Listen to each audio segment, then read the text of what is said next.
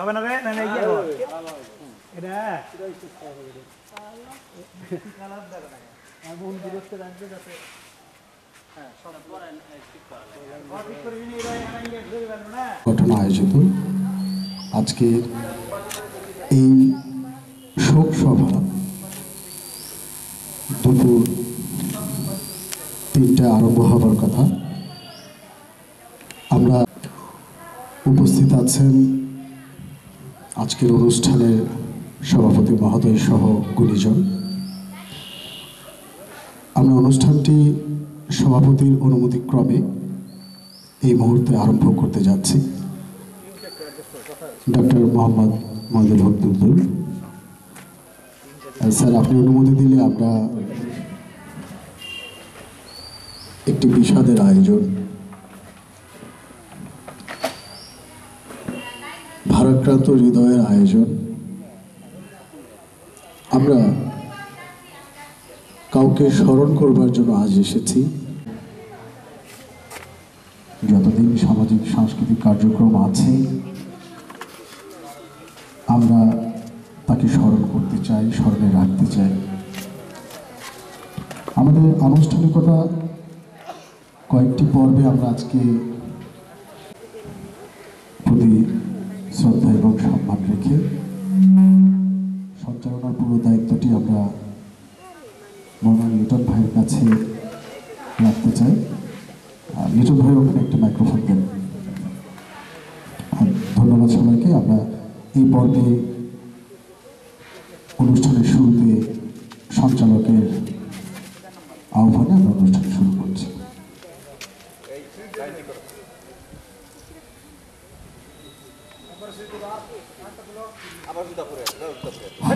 ধন্যবাদ। এই নাগরিক স্মরণ সভা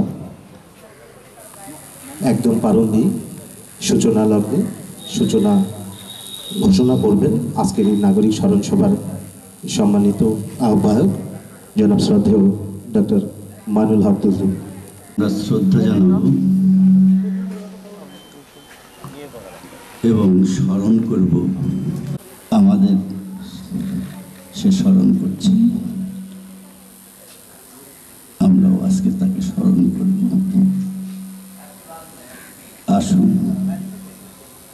আমরা সবাই মিলে তাকে স্মরণ করি এবং তার আত্মা শান্তি কামনা করি। আজকের এই আলোচনা শুরু হলো। সবাইকে ধন্যবাদ।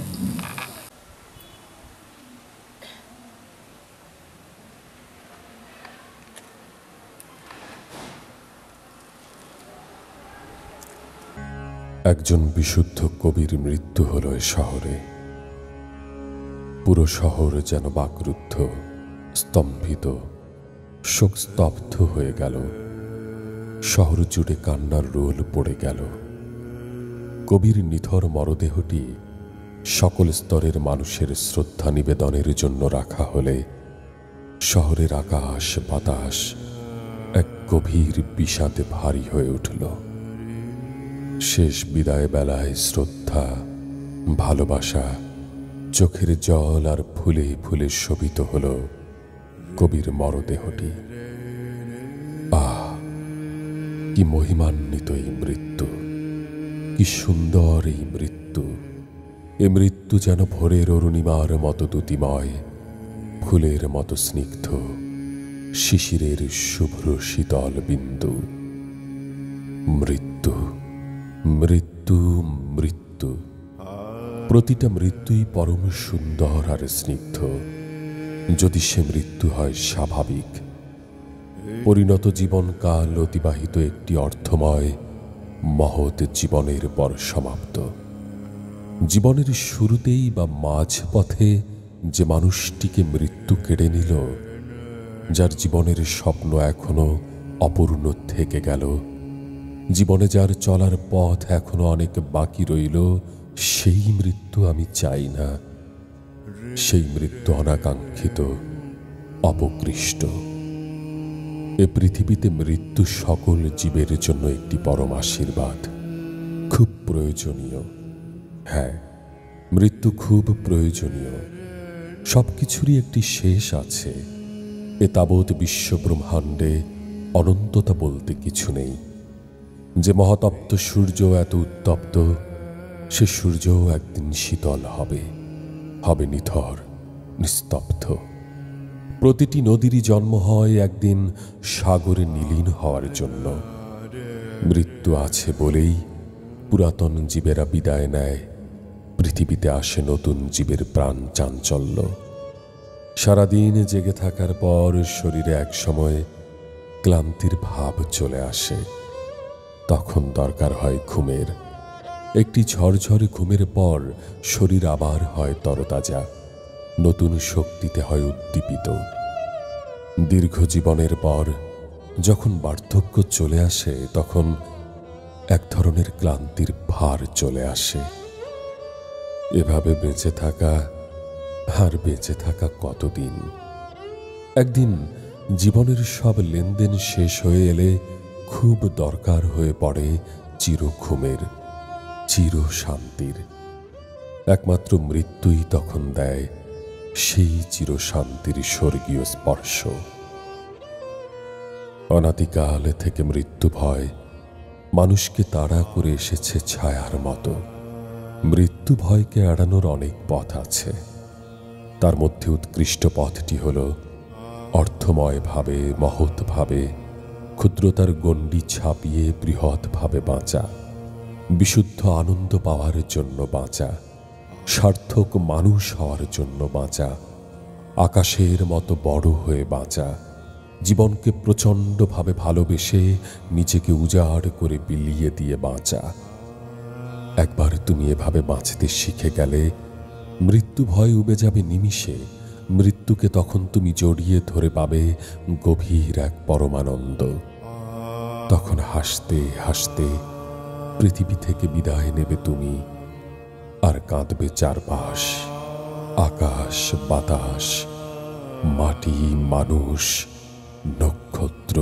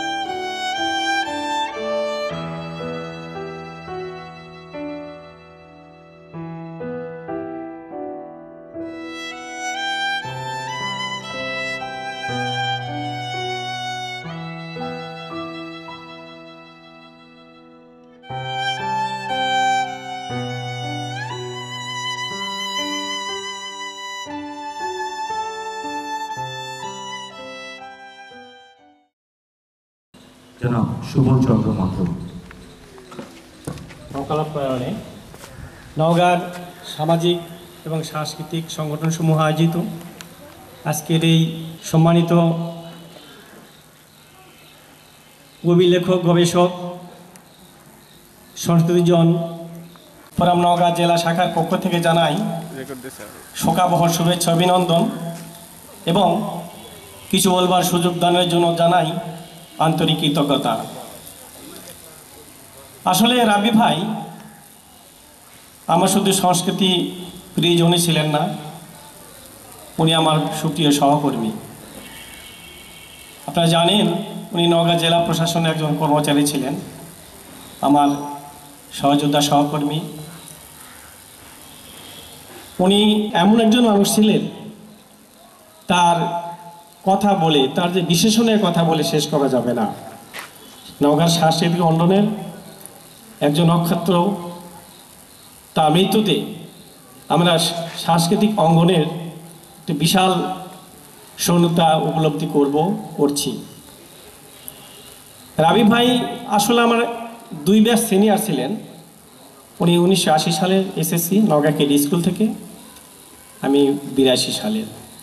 চাকুরিতে আমি 1988 সাল এবং উনি 90 সালের। রাবি ভাইয়ের স্মরণ সভায় সম্মানিত সভাপতি উপস্থিত আছেন প্রফেসর শরীফুল ইসলাম খান, সর্বজন শ্রদ্ধেয় আছেন ফৈদুল করিম ভাই, কায়েস ভাই,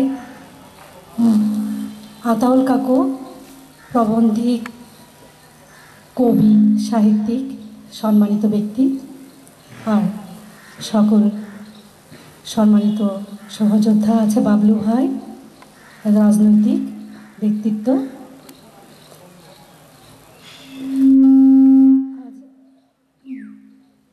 রাবি ভাইকে স্মরণ করতে হবে, স্মরণ সভায় উপস্থিত হতে হবে, এটি খুবই কষ্টকর একটা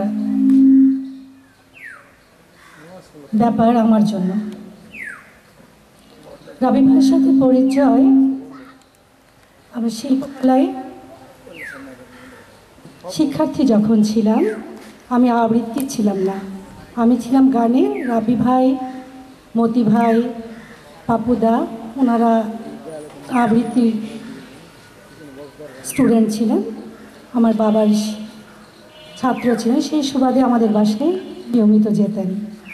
মজার মজার অনেক স্মৃতি আছে। আমার নানি খুব রসিক মানুষ ছিলেন, তো আমার নানির সাথে খুব মজা করতেন, এতটা মজা করতেন মানে ওইটা একটা মানে রাবি ভাই আসবে এবং আমার নানির সাথে মজা করবে, এটার জন্য সবাই আমরা প্রস্তুত থাকতাম আনন্দটা উপভোগ করার জন্য।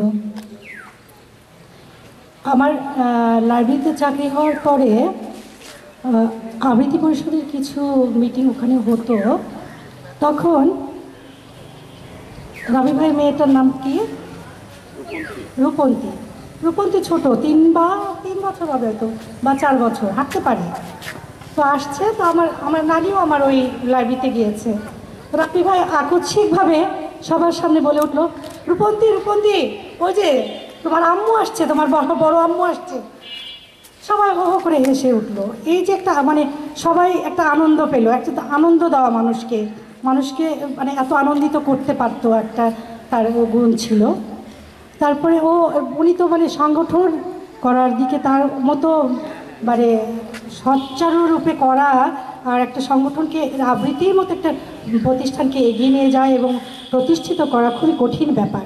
উনি সাইকেলে করে ঘুরে ঘুরে খাতা নিয়ে গিয়ে করতেন প্রোগ্রাম, এই আবৃত্তি পরিষদকে প্রতিষ্ঠিত করার জন্য অনেক তার শ্রম ছিল। এবং আমরা ওইটা একটা আবৃত্তি পরিষদের নিয়ম ছিল যে এসএসসি না পাশ করলে ওইখানকার সদস্য হতে পারবে না, যতই তুমি ভালো আবৃত্তি করো না কেন।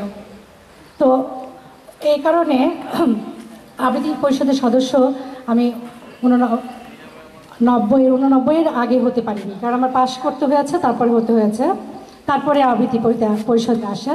তার আগে শিল্পকলায় উপস্থাপনা রাবি ভাইয়ের সঙ্গে করা, এই অনেক খুনসুটি আছে। ওই আবৃত্তি পরিষদ 88 সালে সম্ভবত রাবি ভাইদের ডিগ্রি পরীক্ষা বাতিল হয়ে গেছে বলতো, আমাদের সঙ্গে গান করতো উত্তরার প্রধান শিক্ষিকা। তো একদিন বলতেছে কি জানিস, আমি একটা মেয়ে পছন্দ করি। কাক পছন্দ করে? সবাই ওইটা মানে গুরুত্বই দিচ্ছে না রাবি ভাইয়ের কথাকে। কি রে, আমাকে তো গুরুত্বই দিচ্ছিস না, সত্যি আমি কাউকে পছন্দ করতে? হ্যাঁ। নাম বলেন। কে? বলছে যার নাম জানবি, নুরি নাম। তারপরে সত্যি সত্যি বিয়ের পরে আমরা বিয়ের অনুষ্ঠানে, রাবি ভাইয়ের বিয়ের অনুষ্ঠানে সেই ওই যে ইয়েতে গিয়ে ডিগ্রি কলেজের পরে ওইদিকে ভাড়া থাকতে, ওখানে গিয়ে দেখতে সত্যি ভাবির নাম নুরি। আমরা আসলে তখন বিশ্বাসই করিনি যে সত্যিই সেটা বলেছিল সে। এরকম কথাবার্তা। তারপরে এই তো তার সঙ্গে দীর্ঘদিন পথ চলা। আর আবার তার শেখানোর বিষয়গুলো একটা আছে। আমি একদিন খুব বিপদে পড়ছি, মানে আমার অনেকগুলো, আমি তো লাইব্রেরিয়ান, আমার অনেকগুলো বই নষ্ট হয়ে গেছে। আমি বইগুলো কেউ রাবি ভাই, আমি খুব ঝামেলায় পড়ছি। আর এই মানে প্রধান এই ভাই কর্মকর্তা খুবই খ্যাপনাটা, একদম ওই বইগুলো একদম মিলায়ে দেখবে যে কেন নষ্ট হলো, কী কারণে নষ্ট হলো, এটা মানে কৈফিয়ত জারি করতে হবে। তখন আমি করলাম, রাবি ভাই হচ্ছে তো মন খারাপ কেন? আমি এই জন্য একটা রেজিস্টার করা আলাদা, নষ্ট হয়ে গেছে, দেখাই দে, হয়ে গেল। এই যে তারপরে সর্বোপরি এই গত শীতে আমি একটা কবিতা লিখেছি, তার কত দিকের পদচারণা। আবার সে ও একটা আমি কবিতা লিখেছি, ওখানে বলে কি তুই শব্দটা উষ্ণতা, কবিতাটার নাম ছিল আমার, সেইটাতে উনি হচ্ছে আমার একটা শব্দচয়ন বলছে যে তুই এই জায়গা একটু চেঞ্জ কর, চেঞ্জ করে এরকম করে লিখ, ওই জায়গাটা কারেকশান কর, তো আপনি করে দেন, করে দিল কারেকশান আমাকে। তার বহুমুখী পদচারণা, তার মানুষকে ভালোবাসা, তার প্রতি এই ভালোবাসাগুলো থাকবে। রাবি ভাই যেখানেই থাকুক আমরা রাবি ভাইকে স্মরণ করব, আমাদের অন্তরের সাথে মিশে থাকবে, শ্রদ্ধার সাথে স্মরণ করব। এখনও স্মরণ করছি রাবি ভাই, আপনি কোথায় আছেন, আপনার জন্য এখনও মন কাঁদছে, অনেক অনেক আপনার জন্য আমরা ব্যথিত। সবাইকে ধন্যবাদ আমার কথা শোনার জন্য, আমাকে কথা বলার সুযোগ করে দেওয়ার জন্য। সকল গুণীজনদের জানাই সালাম এবং আদাব। রফিকুদ্দৌলা রাব্বি ভাই এমন একজন ব্যক্তি, যে ব্যক্তির জন্য আজ নওগাঁর সাংস্কৃতিক অঙ্গন এবং আবৃত্তি সংগঠনগুলো অনেক উচ্চ পর্যায়ে চলে গেছে, এবং এই মানুষটিকে ভুলে যাবার মতো নয়। রাব্বি ভাই আমার নৃত্যরং একাডেমির একজন প্রধান উপদেষ্টা। আমরা নৃত্যরং একাডেমির যে কোনো প্রোগ্রাম করার আগেই আমরা রাব্বি ভাইয়ের কাছ থেকে সব সময় পরামর্শ নিয়ে থাকি যে ভাই কি করলে প্রোগ্রামটা আমরা সফল করতে পারবো, এবং আমাদের প্রোগ্রামের ভুল ত্রুটিগুলো আপনি সব ধরাই দিবেন। এবং আমি আমার প্রোগ্রামের কার্ড বানানোর আগেও রাব্বি ভাইকে রাব্বি ভাই যদি আমার কাছে নাও আসতে পারে, আমি রাব্বি ভাইকে মেসেঞ্জার বা হোয়াটসঅ্যাপে আমি লিখে দেই যে ভাই দেখেন কোথায় ভুল আছে, আপনি সংশোধন করে দিবেন, এবং যদি মনে করেন যে না এই কাজটা হবে না, আপনি আপনার মতো করে লিখে দিবেন, সেটাও আপনি করতে পারেন। মানে আমার নৃত্যরং একাডেমির যত প্রোগ্রাম রাব্বি ভাইয়ের হাত ছাড়া আমি করার সাহস পাইনি, কারণ রাব্বি ভাইকে আমি গুরু মানি। রাব্বি ভাইয়ের হাত ধরেই আমার আবৃত্তি পরিষদে যাওয়া। রাব্বি ভাই বলেছিল যে নাচ করিস তো কি হয়েছে, তাই বলে কি আমার আবৃত্তি পরিষদে আসবি না, তোরা যদি চাস তাহলে আমি তোকে আর সুলতানকে আবৃত্তি পরিষদের সদস্য করে নিব। তখন রাব্বি ভাইকে বললাম, আপনি বলেছেন যেখানে আবৃত্তি পরিষদে নিয়ে যাবেন, আবৃত্তি পরিষদের সদস্য করে নেবেন, এটা তো আমাদের অনেক বড় পাওয়া, তাহলে আপনার কথা কিভাবে ফেলি। আর এমনই একজন মানুষের সম্পর্কে বলতে পারা আমি নিজেকে গর্ব মনে করছি। আর রাব্বি ভাইয়ের প্রতি সারা জীবন শ্রদ্ধা থাকবে, যতদিন আমি বেঁচে থাকবো, আমি পৃথিবীতে থাকবো, আমি আপনাদের মাঝে থাকবো, আমি ততদিন রাব্বি ভাইকে স্মরণ করে যাব। আর রাব্বি ভাই যেখানে আছে মহান আল্লাহ তাআলা তাকে ভালো রাখুক, তাকে বেহেশতবাসী করুক। রাব্বি ভাইয়ের সম্পর্কে আর কোনো কিছু বলার মতো নেই। আমার নৃত্যরং একাডেমির যখনই কোনো প্রোগ্রামের ছবিগুলো বছর ঘুরে আসে, তখনই মনে হয় বুকের মধ্যে কেঁদে ওঠে যে এমন একজন মানুষকে আমরা হারালাম, আমরা একজন সম্পদ হারালাম, আমরা নওগাঁর একজন প্রকৃত শিল্পী হারালাম। কারণ সেই মানুষের মধ্যে এত বড় শিল্পী হিসেবেও তার মনের মধ্যে কোনো রকম কোনো অহংকার ছিল না, তাকে কখনো অহংকার দেখাতেও আমি দেখিনি যে আমি এত বড় আবৃত্তি শিল্পী, আমি কেন মানুষের সাথে কথা বলবো। রাস্তাঘাটে যেখানেই দেখা হোক সেখানেই তার হাস্য উজ্জ্বলভাবে আমাদের সাথে কথা বলে, ইয়ার্কি ফ্যাজলামও করে। এই মানুষটাকে সব সময় মিস করি, প্রতিটা মুহূর্তে মিস করি রাব্বি ভাইকে। আপনারাও দোয়া করবেন যে এই মানুষটি আমাদের মাঝে নেই, কিন্তু আমাদের অন্তরে এই মানুষটি সারা জীবন গেঁথে থাকবে। রাব্বি ভাই যেখানে আছেন আপনি ভালো থাকুন, মহান আল্লাহ তাআলা আপনাকে ভালো রাখুক, এবং আপনার সকল গুনাহ মহান আল্লাহ তাআলা মাফ করে দিক, আপনাকে বেহেশতবাসী করে দিক। ধন্যবাদ সবাইকে। আসসালামু আলাইকুম। এম রাসেলের জীবনকথা থেকে পাঠ করছি। রফিকুদ্দৌলা রাব্বি বিরল কণ্ঠের অধিকারী, নন্দিত আবৃত্তি শিল্পী রফিকুদ্দৌলা রাব্বি। নন্দিত এ বাচিক শিল্পী নওগাঁর আবৃত্তি জগৎকে করেছেন উজ্জ্বল। আজ থেকে 61 বছর আগে 1963 সালের 4 জুন রফিকুদ্দৌলা রাব্বি গাইবান্ধা জেলার গোবিন্দগঞ্জ উপজেলার সতীতলা গ্রামে জন্মগ্রহণ করেন। তিনি বেড়ে উঠেছেন নওগাঁ শহরে। তার শৈশবও কেটেছে ইটকাঠের এই শহরে। ছোটবেলা থেকেই ছিলেন শিল্পমনা। তার বাবা প্রয়াত মোহাম্মদ ওবায়দুল্লাহ সরকার আর মাতা মোসাম্মদ রওশনারা বেগম। পড়াশোনা করেছেন নওগাঁ পিটিআই ও চকানাইয়ের প্রাথমিক বিদ্যালয়ে। 1980 সালে কেডি স্কুল থেকে মাধ্যমিক 1985 সালে এইচএসসি এবং 1992 সালে বিকম পাশ করেন নওগাঁ সরকারি কলেজ থেকে। স্কুল জীবন থেকেই আবৃত্তির প্রতি গভীর আগ্রহই তাকে আবৃত্তি শিল্পের সাথে সম্পৃক্ত করেছে। 1980 সালে নওগাঁ কলেজে বার্ষিক সাহিত্য সাংস্কৃতিক প্রতিযোগিতার মধ্য দিয়ে সংস্কৃতি অঙ্গনে প্রবেশ করেন। এই সাহিত্য প্রতিযোগিতায় 2 বার চ্যাম্পিয়ন হন। প্রয়াত শেখ নুরুল ইসলামের সান্নিধ্যে 2 বছর মেয়াদী প্রশিক্ষণ কোর্স সম্পন্ন করেছেন 1985 সালে জেলা শিল্পকলা একাডেমি নওগাঁ থেকে। পরবর্তীতে অধ্যাপক তৌহিদ আহমদ, অধ্যাপক শাহ আলম চৌধুরী, অধ্যাপক আতাউল হক সিদ্দিকী, মোহাম্মদ কায়েসউদ্দিন এবং আবৃত্তি পরিষদ নওগাঁর আবৃত্তি শিল্পীদের সাহচর্যে আবৃত্তিকে হৃদয়ঙ্গম করার চেষ্টা করেছেন। আবৃত্তি চর্চার ধারাবাহিকতায় 2005 সালে বাংলাদেশ শিল্পকলা একাডেমি আয়োজিত জেলা শিল্পকলা একাডেমি নওগাঁর ব্যবস্থাপনায় নাট্য বিষয়ক কর্মশালা এবং 2011 সালে বাংলাদেশ আবৃত্তি সমন্বয় পরিষদ আয়োজিত জাতীয় আবৃত্তি কর্মশালায় অংশগ্রহণ করে সাফল্যের স্বাক্ষর রেখেছে। রাজশাহীতে অনুষ্ঠিত সংস্কৃতি বিষয়ক মন্ত্রণালয়ের আয়োজনে বাংলাদেশ শিল্পকলা একাডেমি ও বাংলাদেশ আবৃত্তি সমন্বয় পরিষদের ব্যবস্থাপনায় বিভাগীয় ও আঞ্চলিক আবৃত্তি উৎসব ও কর্মশালায় অংশগ্রহণ করেন। বিভাগীয় কমিশনার রাজশাহীর আয়োজনে বিভাগীয় সংস্কৃতি উৎসবে এবং বিভাগীয় গ্রন্থমেলায় সিরাজুল ইসলাম আবেদের গ্রন্থনায় রফিকুদ্দৌলা রাব্বির নির্দেশনায় আবৃত্তি প্রযোজনা শকুনের এখনো সুদিন পরিবেশিত হয়। প্রযোজনাটি মহান স্বাধীনতা ও জাতীয় দিবসের অনুষ্ঠানে বাংলা একাডেমিতে পরিবেশিত হয়ে সুধীজনের দৃষ্টি আকর্ষণ করেছে। বাংলাদেশ আবৃত্তি সমন্বয় পরিষদ আয়োজিত বাংলাদেশ শিল্পকলা একাডেমিতে জাতীয় আবৃত্তি বিষয়ক অনুষ্ঠান সুবর্ণ উচ্চারণ, মুক্তিযুদ্ধ জাদুঘর, ঢাকায় নিয়মিত আবৃত্তি অনুষ্ঠান জ্বালাও আলো আপন আলোয় রাজশাহী এবং নওগাঁয় অনুষ্ঠিত জাতীয় ও বিশেষ দিবসে আবৃত্তি অনুষ্ঠানে একক আবৃত্তি পরিবেশন করেছেন। আবৃত্তি শিল্পের পাশাপাশি নাট্যশিল্পেও তার ছিল সফল পদচারণা। তিনি অভিনয়ের সমান পারদর্শী ছিলেন।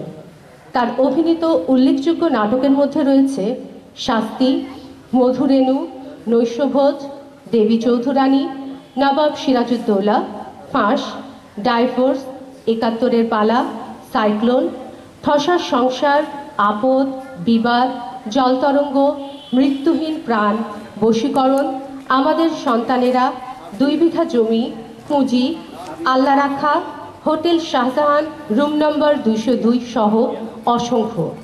এছাড়াও তিনি ছিলেন উপস্থাপক হিসেবে দর্শক নন্দিত। আবৃত্তি পরিষদ নওগাঁর জন্মলগ্ন থেকে আমৃত্যু নিরলস শ্রম ও ভালোবাসা দিয়ে প্রতিষ্ঠানটি গড়ে তোলায় এবং নওগাঁ জেলায় গোষ্ঠীগত আবৃত্তি চর্চায় অসামান্য অবদান রাখায় 2002 সালে আবৃত্তি পরিষদ নওগাঁর ৫৫ বর্ষপূর্তিতে তাকে সম্মাননা প্রদান করে। আবৃত্তি পরিষদ নওগাঁর প্রতিষ্ঠাতা এছাড়াও দীর্ঘদিন সাধারণ সম্পাদক হিসেবে তিনি দায়িত্ব পালন করেন। মৃত্যুকালেও তিনি সাধারণ সম্পাদক হিসেবে দায়িত্ব পালন করেছেন। তিনি 50টির বেশি আবৃত্তি প্রযোজনার গ্রন্থনা ও নির্দেশনা দিয়ে দলীয় আবৃত্তি চর্চাকে দর্শক নন্দিত করেছেন। তিনি বাংলাদেশ শিশু একাডেমি নওগাঁ জেলা শাখা এবং কবি শাহ আলম চৌধুরী চারুপাঠ নওগাঁর আবৃত্তি প্রশিক্ষক হিসেবে দায়িত্ব পালন করেন। বাংলাদেশ আবৃত্তি সমন্বয় পরিষদের নির্বাহী সদস্য নির্বাচিত হয়ে এবং বৃহত্তর রাজশাহী অঞ্চলের সাংগঠনিক কমিটির সদস্য ছিলেন। আবৃত্তি শুধু কণ্ঠের শিল্প নয়, মস্তিষ্কেরও শিল্প, সে লক্ষ্যে তিনি কাজ করেছেন। ২১শে পরিষদ আয়োজিত এবং পারিমোহন সাধারণ গ্রন্থাগারের সহসভাপতি শাহ আলম চৌধুরী ফাউন্ডেশন ও সুজন শিল্প গোষ্ঠী নওগাঁর সহসাধারণ সম্পাদক, জেলা শিল্পকলা একাডেমির আজীবন ও নির্বাহী সদস্য এবং প্রাচীনতম নাট্য প্রতিষ্ঠান নওগাঁ করোনেশন হল সোসাইটির আজীবন সদস্য এবং নাট্য সচিব হিসেবে সাংস্কৃতিক অঙ্গনে দায়িত্ব পালন করেছেন তিনি।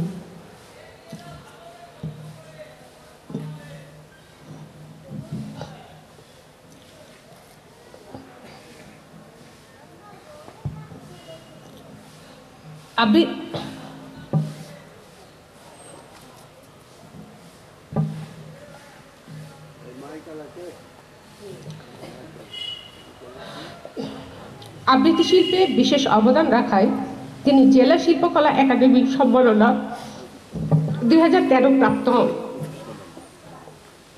হাতেখড়ি 2024, জহির রায়হান সম্মাননা ভাষা সৈনিক মমিনুল হক ভূমি স্মৃতিপদকে ভূষিত হন 1 নভেম্বর 2024।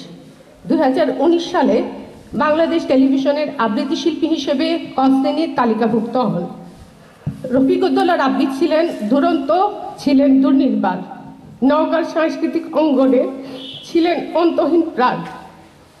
সর্বদা হাসিমাখা মুখখানি এখনো আমাদের সামনে ভেসে ওঠে। এই সরল প্রাণ মানুষটি সকলকে কাঁদিয়ে 2024 সালের 25শে নভেম্বর রাত 3:30 না ফেরার দেশে চলে যান।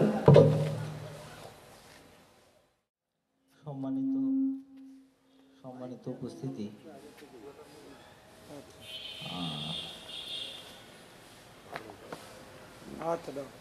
আসলে রাব্বি ভাই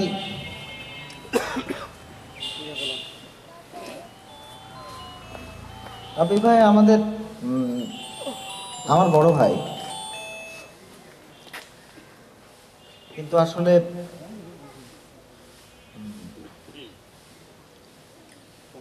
সে আমাকে বড় ভাই হিসাবে আমাকে বলতো যে এই বড় ভাই তুমি কোথায় চলবে, কোথায় যাচ্ছ। রাব্বি ভাই হঠাৎ অসুস্থ হলেন, দীর্ঘকাল ধরেই তো কিডনির সমস্যা নিয়ে চলছিলেন, হার্টের সমস্যা নিয়ে চলছিলেন, কিন্তু কখনোই আমার মনে হয় যে খুব কাছের মানুষ ছাড়া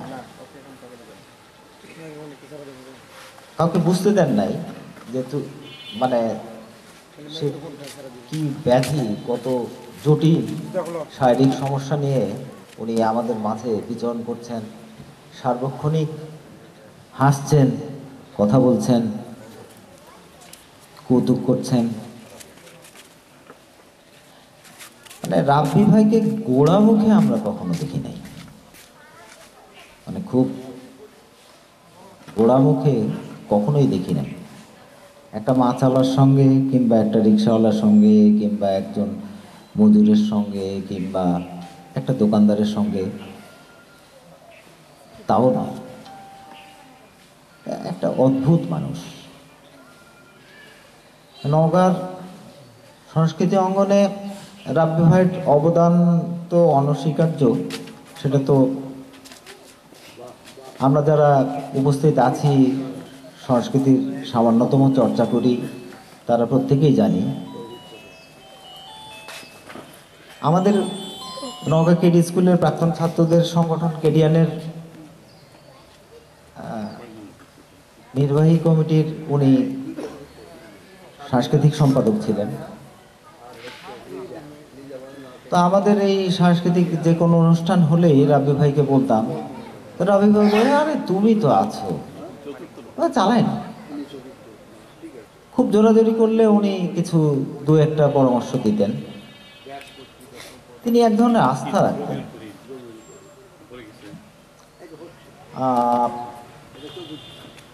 অদ্ভুত ব্যাপার যে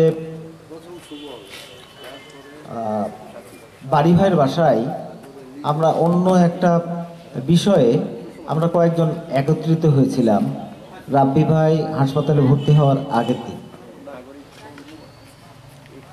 তো সেখানে আমি এই জিনিসটা মানে মেনে নিতে পারি না, আমার খুব মানে মনে পড়লে আমার কেমন যেন অস্থিরতা কাজ করে। তো ওইখানে মিটিংয়ের পরে আমরা সবাই একটু ভাবির নাড়ু বানিয়েছিল, পিঠা বানিয়েছিল, তো সেগুলো মানে একটু সকলেই খাচ্ছি।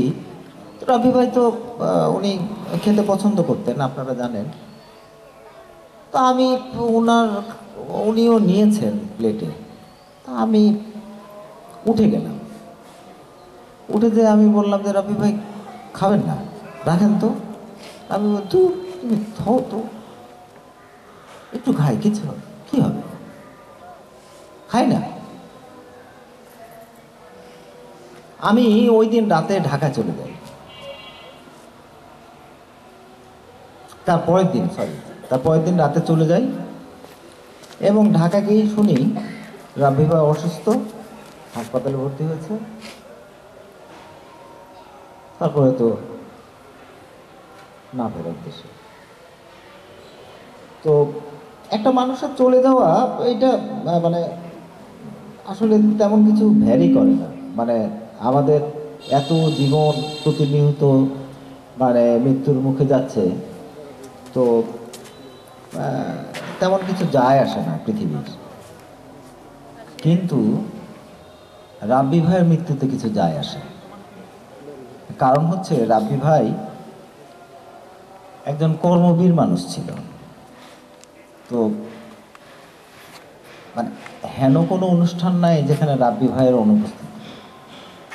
তো যেটা হয় যে আমরা যে কোনো এখন কর্ম করতে গেলে, সাংস্কৃতিক অঙ্গনে যে কোনো কাজ করতে গেলে প্রথমেই মনে হয় যে রাব্বি ভাইয়ের শূন্যতা।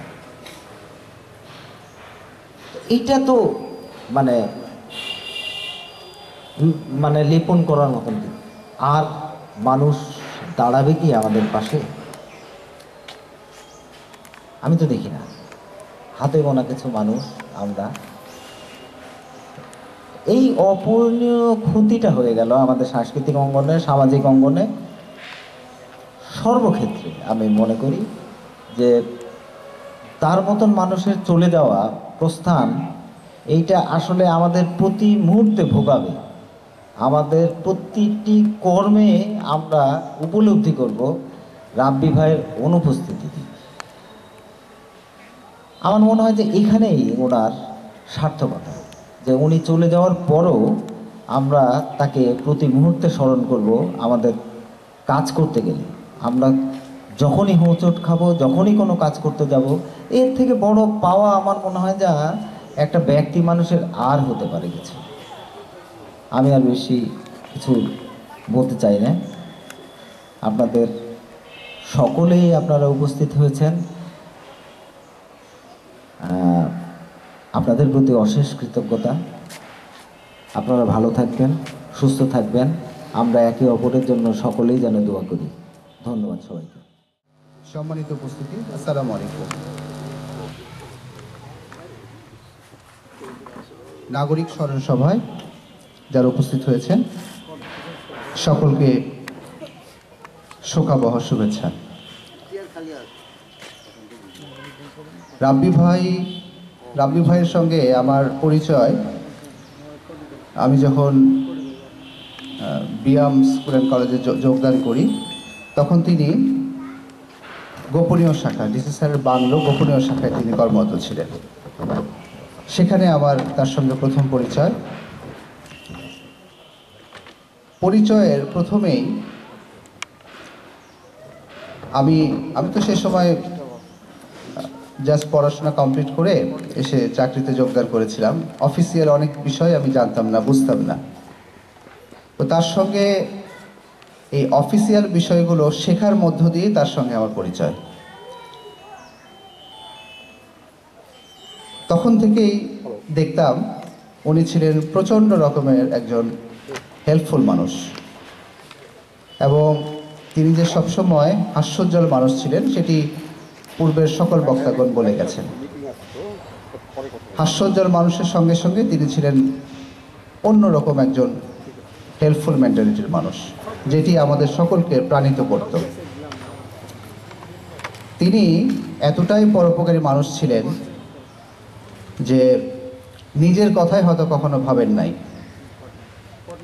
রাব্বি ভাইয়ের মৃত্যুর বিষয়টি, তার অসুস্থতার বিষয়টা আমরা জানতাম সকলেই, কিন্তু উনি যে এভাবে করে চলে যাবেন এই বিষয়টি কিন্তু ব্যক্তিগতভাবে আমি এটা ভাবতেই পারিনি। যখন আমি তার এই কথাটি শুনলাম, আমাকে নিমাই ফোন করেছিল যে এই অবস্থা। আমি খবরটি শুনে বেশ কিছুক্ষণ স্তব্ধ হয়েছিলাম। মানে আমার কাছে বিশ্বাস হচ্ছিল না যে এরকম ঘটনা। আসলে উনি সবার কথা ভাবতে ভাবতে সংগঠনগুলোকে এগিয়ে নিয়ে যাওয়ার বিষয়ে উনি ছিলেন তৎপর। সব মিলিয়ে উনি যে এই পরিমাণ অসুস্থ হয়েছিলেন সেটিও উনি বুঝতেই পারেন নাই। অর্থাৎ উনি সবার কথা ভাবতে গিয়ে নিজের প্রতি ছিলেন একদমই উদাসীন। রাব্বি ভাই খুব ভালো একজন আবৃত্তিকার ছিলেন।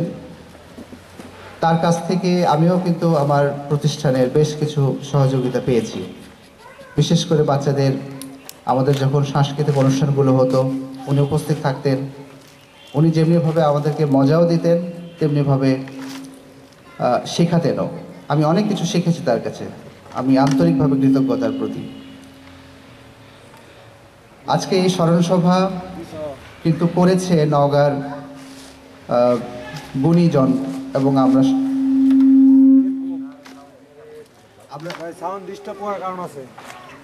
আমরা স্বতঃস্ফূর্তভাবে তার জন্য এই আয়োজন করেছি। এই আয়োজনই প্রমাণ করে দেয় তাকে আমরা কত ভালোবাসতাম। রাব্বি ভাইয়ের পরিবারের সদস্যবৃন্দ যারা এখানে উপস্থিত আছেন, আল্লাহ পাক যেন আপনাদেরকে তার শোক বইবার সামর্থ্য দেন। রাব্বি ভাইয়ের ছেলে, সে কিন্তু আমার প্রতিষ্ঠান থেকে এসএসসি পাশ করেছে। আমাদের খুবই স্নেহের, খুবই আদরের সে। আমি তোমার প্রতিও রাশিক, তোমার প্রতিও আমাদের সবসময় সহযোগিতা থাকবে, সব সময়। আমি তো তোমার শিক্ষক, সব সময় সহযোগিতা থাকবে। তুমি যখন যেখানে মনে করবা যে তোমার এই স্যারের কাছে তোমার কিছু প্রয়োজন, প্লিজ চলে আসবা। আমি তোমাকে বলছি, হ্যাঁ চলে আসবা। তোমার বাবা আমাদের অনেক অনেক কাছের একজন মানুষ ছিলেন। তো সর্বোপরি এই অনুষ্ঠান যারা আয়োজন করেছে, এখানে আমি সকলের নাম বলছি না, এখানে অনেক নওগাঁর গুণীজন যারা সকলে এখানে মোটামুটি সকলে উপস্থিত আছেন। এরকম একটা অনুষ্ঠান আয়োজন করা আমাদের প্রয়োজন ছিল। আমি সকলের পক্ষ থেকে আপনাদের প্রতি কৃতজ্ঞতা পোষণ করছি যে এরকম একটা আয়োজন হয়েছে এখানে। যারা আয়োজন করেছে তারা তাদের সর্বোচ্চটা দিয়ে চেষ্টা করেছে যাতে করে আমরা, যদিও এটি এরকম একটি আয়োজন তাকে স্মরণ করছি আমরা, এটি খুব ক্ষুদ্র একটি প্রয়াস তার জন্য, তারপরেও আমরা করেছি। আর তার যেই ভালো গুণগুলো ছিল সেগুলো যেন আমরা আমাদের মধ্যে ধারণ করতে পারি। যে সংগঠনগুলির সঙ্গে উনি সম্পৃক্ত ছিলেন সেই সংগঠনগুলি আমরা সবসময় তাকে স্মরণ করব, মনে রাখব। আর যতদিন বেঁচে থাকবো ততদিন মনে রাখব। আর তার বিদেহী আত্মার প্রতি আমরা দোয়া করি। আমরা যখন নামাজে, আমাদের মুসলিম আছে, আমরা যখন নামাজে বসি আমরা একটু তার জন্য তার কবরে যেন আমাদের দোয়াগুলো পৌঁছে দিই, সেটি আমাদের সেটি সকলের প্রতি আমার অনুরোধ থাকলো। ধন্যবাদ। আসসালামু আলাইকুম। যখন আমি ক্লাস 4-এ কি 5-এ পড়ি, সে সময় সে এসেছিল আমাদেরকে স্কুলে এসে ভর্তি হয়। প্রথম ওর সঙ্গে আমার পরিচয় 4 ফুট 9 ইঞ্চির একটা খেলা, তখন ফুটবল খেলায় 4 ফুট 9 ইঞ্চির একটা খেলা হতো। তো আমি তো খেলাধুলা খুব প্রিয়, দুরন্ত ছেলে। ওই আমাকে একদিন মাঠে, একের স্কুলের এই মাঠে আমাকে বলছে যে, এই তুমি তো ভালো খেলো, 4 ফুট 9 ইঞ্চিতে খেলবা। তো এখন আমি বুঝি, তখন তো আর ওগুলো বুঝিনি, খেলেছি বা, কিন্তু খেলাধুলা করা বা খেলার যে একটা অর্গানাইজ করা, এই যে 4 ফুট 9 ইঞ্চি আমাকে কে খোঁজ দিত? আমি তো আমার খেলা খেলেই যাচ্ছি, কিন্তু এই যে আমাকে অর্গানাইজ করা। তো তারপরে আমি ম্যাট্রিক ইন্টারমিডিয়েট পাস করার পরে চলে গেলাম হায়ার স্টাডিজে, তারপরে চাকরি সূত্রে বাইরে। কিন্তু নওগাঁর সাথে আমার একটা টান কিন্তু সবসময় ছিল। বিশেষ করে আমি 2-3 মাসের মধ্যে একবার করে আসতাম। তো তারপরে পোস্টিংয়ের খাতিরে নওগাঁতে এলাম, তাও প্রায় 2 বছর 7-8 মাস হয়ে গেল। আসার পরে আমি, যেহেতু আমার আর ওর অফিস উপরে নিচে, তো এই সময়টা আমি রাব্বিকে খুব ক্লোজ দেখেছি। ছোটবেলায় হয়তো বুঝতাম না, বন্ধু বান্ধবের মতোই ট্রিট করতাম। তো তখন আমি এই 2.5 বছরে ফিল করেছি ফ্রম মাই হার্ট যে একজন অ্যাডোরেবল পারসন, আরাধ্য। রাব্বির মতো একটা ছেলেকে পাওয়া নওগাঁর জন্যে সৌভাগ্যের বিষয়, এটা আমার বলতে দ্বিধা নাই। একজন রফিকুদ্দৌলা রাব্বি যিনি নক্ষত্রের আলোয় ঘুমিয়ে গেছেন, এটার সাথে আমি একমত না। একজন রফিকুদ্দৌলা রাব্বি হিমসেলফ এ স্টার, তাকে বলতে পারেন একজন নক্ষত্রের সঙ্গে সে জলজল করতেছে। নক্ষত্র দিয়ে তাকে পরিচয় করার দরকার নাই, এটা নওগাঁবাসীর জন্য। বাইরের কে কি জানে না জানে, কিন্তু নওগাঁবাসীর এই জিনিসটা আসলে উপলব্ধি করা উচিত যে একজন রফিকুদ্দৌলা রাব্বি হিমসেলফ এ স্টার। তো যাই হোক, রাব্বির সঙ্গে আমার প্রচুর স্মৃতি আছে, প্রচুর প্রচুর। এই 2.5 বছরও বিশেষ করে তার আমার সাথে বহুত স্মৃতি আছে। আর আমাকে প্রায় বলতো যে দোস্ত তুই তো চলে যাবি, আমার পেনশনটার কি হবে? তো আল্লাহ সুবহানাহু ওয়া তাআলা যদি চায় ওর পেনশন আমি দিয়ে যেতে পারবো। আর রাব্বি যেখানেই থাকুক ভালো থাকুক, আপনারাও সবাই ভালো থাকেন। ধন্যবাদ সবাই। আমরা আমন্ত্রণ জানাচ্ছি আমাদের শ্রদ্ধেয় কায়েসউদ্দিন ভাইকে। এসে যথারীতি স্টেডিয়ামে সম্ভবত 16ই ডিসেম্বর মতো বিজয় দিবসের কুচকাওয়াজের অনুষ্ঠানমালায় আমার ধারাভাষ্যের দায়িত্ব পড়ে। স্টেডিয়ামেই অনুষ্ঠান শেষ করে রাব্বি মতি আমার কাছে ছুটে এলো। পরিচিত ছিল না, ছুটে এসে সেই সখ্যতা গড়ে উঠল তার সাথে। ধীরে ধীরে আবৃত্তি পরিষদের আবৃত্তি নিয়ে কথা হয়, আবৃত্তিকে একটা সাংগঠনিক রূপ দেওয়ার কথা হয়, এবং সেই কথা মতোই রাব্বি, রেজাউল বাশার মতি, আমি 3 জন মিলে প্রথমে আবৃত্তি পরিষদের যে স্বপ্ন, এবং তারপরে আমরা ধীরে ধীরে শাহ আলম চৌধুরী স্যার, তারপরে তৌহিদ স্যার, আরেকজন আমাদের স্যার ইন্ডিয়াতে চলে গেছেন, কৃষ্ণপদ স্যার, আতাউল হক সিদ্দিকী স্যার, পরবর্তীতে আমাদের দুলদুল ভাই সহ যারা আমাদের আবৃত্তি পরিষদের এখন যারা নেতৃত্বে আছেন, আমাদের যারা অভিভাবক, যারা ছত্রছায়া দিয়ে আবৃত্তি পরিষদকে এগিয়ে নিয়ে যাওয়ার ক্ষেত্রে সহযোগিতা করছেন, আমরা তাদেরকে শ্রদ্ধা করি, তারা এখনও আছেন।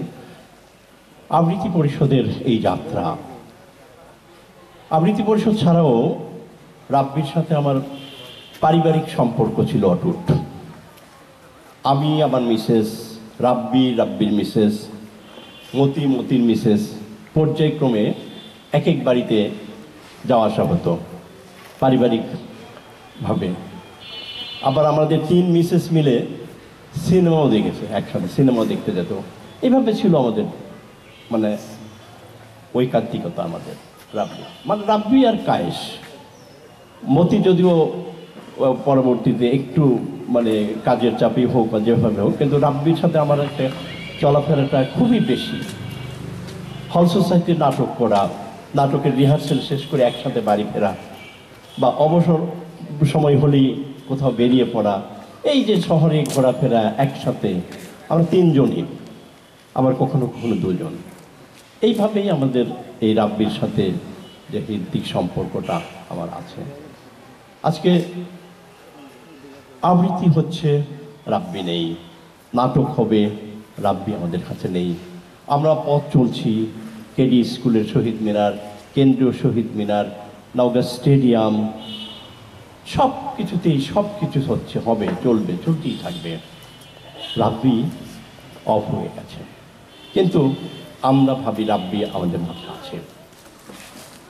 রাব্বি দুরন্ত ছিল, যেমন তার নাটকের পারফরমেন্স, আবৃত্তির প্রশিক্ষক হিসেবে, আবৃত্তির প্রযোজনা হিসেবে, প্রযোজক হিসেবে একটা দুরন্ত একটা ইয়া ছিল, তার পারফরমেন্স ছিল। পারিবারিকভাবে আমরা যে হাসি ঠাট্টা, যেটা আমরা রাব্বি একটা যে মানে হিউমার, তার মধ্যে যে একটা হিউমার ছিল, সে কোনোদিন তার কথা শুনে হাসবে না এমন মানুষ কিন্তু নাই। কোনো মানুষ তার রাগ করে থাকবে, এই ঘটনা ঘটবে না। যেই রাগ করে থাকুক, ও যদি সামনে এসে কথা বলে সব শেষ হয়ে যাবে। এরকম একটা মানুষ হচ্ছে রাব্বি। তো রাব্বি আজকে নেই, সাংস্কৃতিক অঙ্গনে চরম একটা শূন্যতা সৃষ্টি হয়েছে, আমরা অনুভব করছি, এখন প্রচণ্ডভাবে অনুভব করছি রাব্বি নেই। কিন্তু এই শূন্যতা আমরা আমাদের মনে, আমাদের হৃদয়ে রাব্বির যে কাজ কর্মকাণ্ডগুলো, রাব্বি যা চেয়েছিল সাংস্কৃতিক কর্মকাণ্ডকে কোথায় নিয়ে যেতে, বিশেষ করে আবৃত্তি পরিষদকে, তার ধ্যান জ্ঞান ছিল আবৃত্তি পরিষদকে কোথায় নিয়ে যেতে চেয়েছিল, কোন পরিমাপে, কোন মাত্রায় নিয়ে যেতে ছিল, যদি আমরা সেটাকে না নিয়ে যেতে পারি, সেটি হবে রাব্বির প্রতি আমাদের অন্যায় করা। আমরা চেষ্টা করব আমাদের যে সংগঠনটা সে সৃষ্টি করেছে, এখন সর্বশেষ পর্যন্ত নেতৃত্ব দিয়েছে, বাধ্য হয়ে শেষ পর্যায়ে তাকে সেক্রেটারির দায়িত্ব নিতে হয়েছে বয়সে আবৃত্তি পরিষদকে। তার মানে বুঝতে হবে আবৃত্তি পরিষদকে কতটা রাব্বি ভালোবাসত। আমরা সেই ভালোবাসার প্রতি সম্মান দিয়ে আবৃত্তি পরিষদের মানে এগিয়ে যাওয়ার পথটাকে প্রশস্ত করব। আবৃত্তি পরিষদকে আরও অনেক দিন নওগাঁয় স্ট্যাবলিশ করব এবং জিয়ে রেখে রাব্বিকে আমরা স্মরণ করব, রাব্বির প্রতি আমরা তার প্রতি শ্রদ্ধা জানাবো। আমার দুটি কথা শুনবার জন্য আপনারা যারা হয়তো এলোমেলো কথা, আমি অসুস্থ, আমি যখন কথা বলছি আমার বুকের মধ্যে চিন চিন করে ব্যথা হচ্ছে। রাব্বির মৃত্যুর পরেই থেকেই কিন্তু অসুস্থতা আমার বেড়েছে, চিকিৎসা চলছে। আপনারা আমার জন্য একটু দোয়া করবেন, হয়তো কখনো কোনো দিন কোনোক্ষণে আমিও এমনই হয়ে যেতে পারি। আপনারা দোয়া করবেন, আমিও আপনাদের জন্য দোয়া করি। ভালো থাকবেন, সুস্থ থাকবেন এবং সাংস্কৃতিক অঙ্গনটাকে নওগাঁর আমরা সবাই মিলে একটু মানে মসৃণ করে তুলি, সাংস্কৃতিক অগ্রযাত্রাকে আমরা বেগবান করি, এই প্রত্যাশা রেখে আমি আমার বক্তব্য শেষ করছি। সবাই ভালো থাকবেন, সুন্দর থাকবেন, রাব্বির জন্য, রাব্বির পরিবারের জন্য আপনারা দোয়া করবেন। স্মৃতিকথায় অংশ নেবার জন্য অনুরোধ করছি কাজী জিয়াউর রহমান বাবলু ভাইকে কিছু বলবার জন্য অনুরোধ করছি।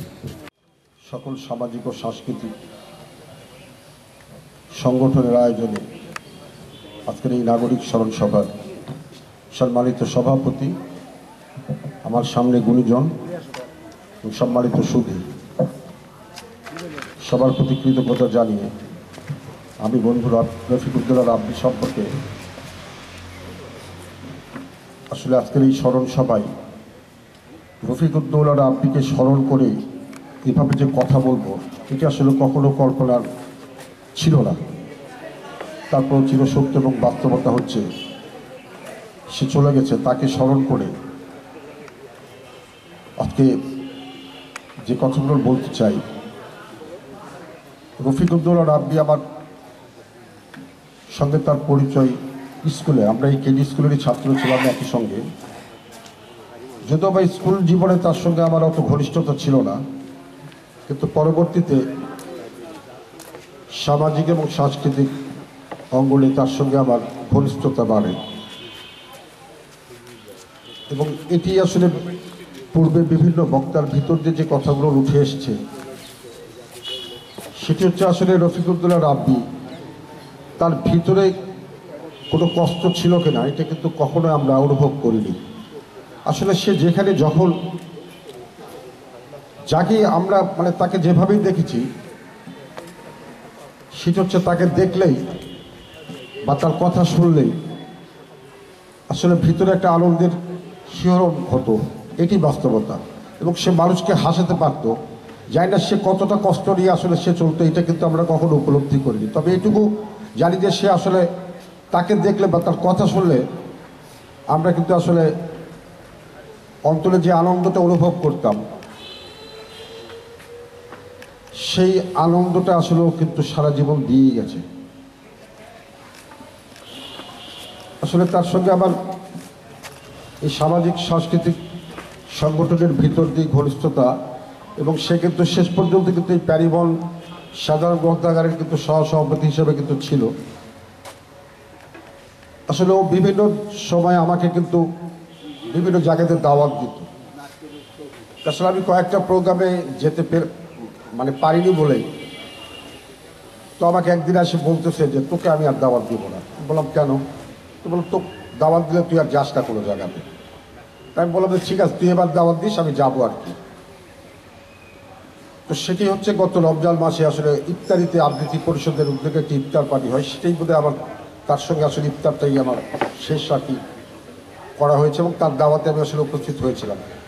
ওই দাওয়াতেই আসলে তার সঙ্গে আমার শেষ ইয়েটা হয়েছে।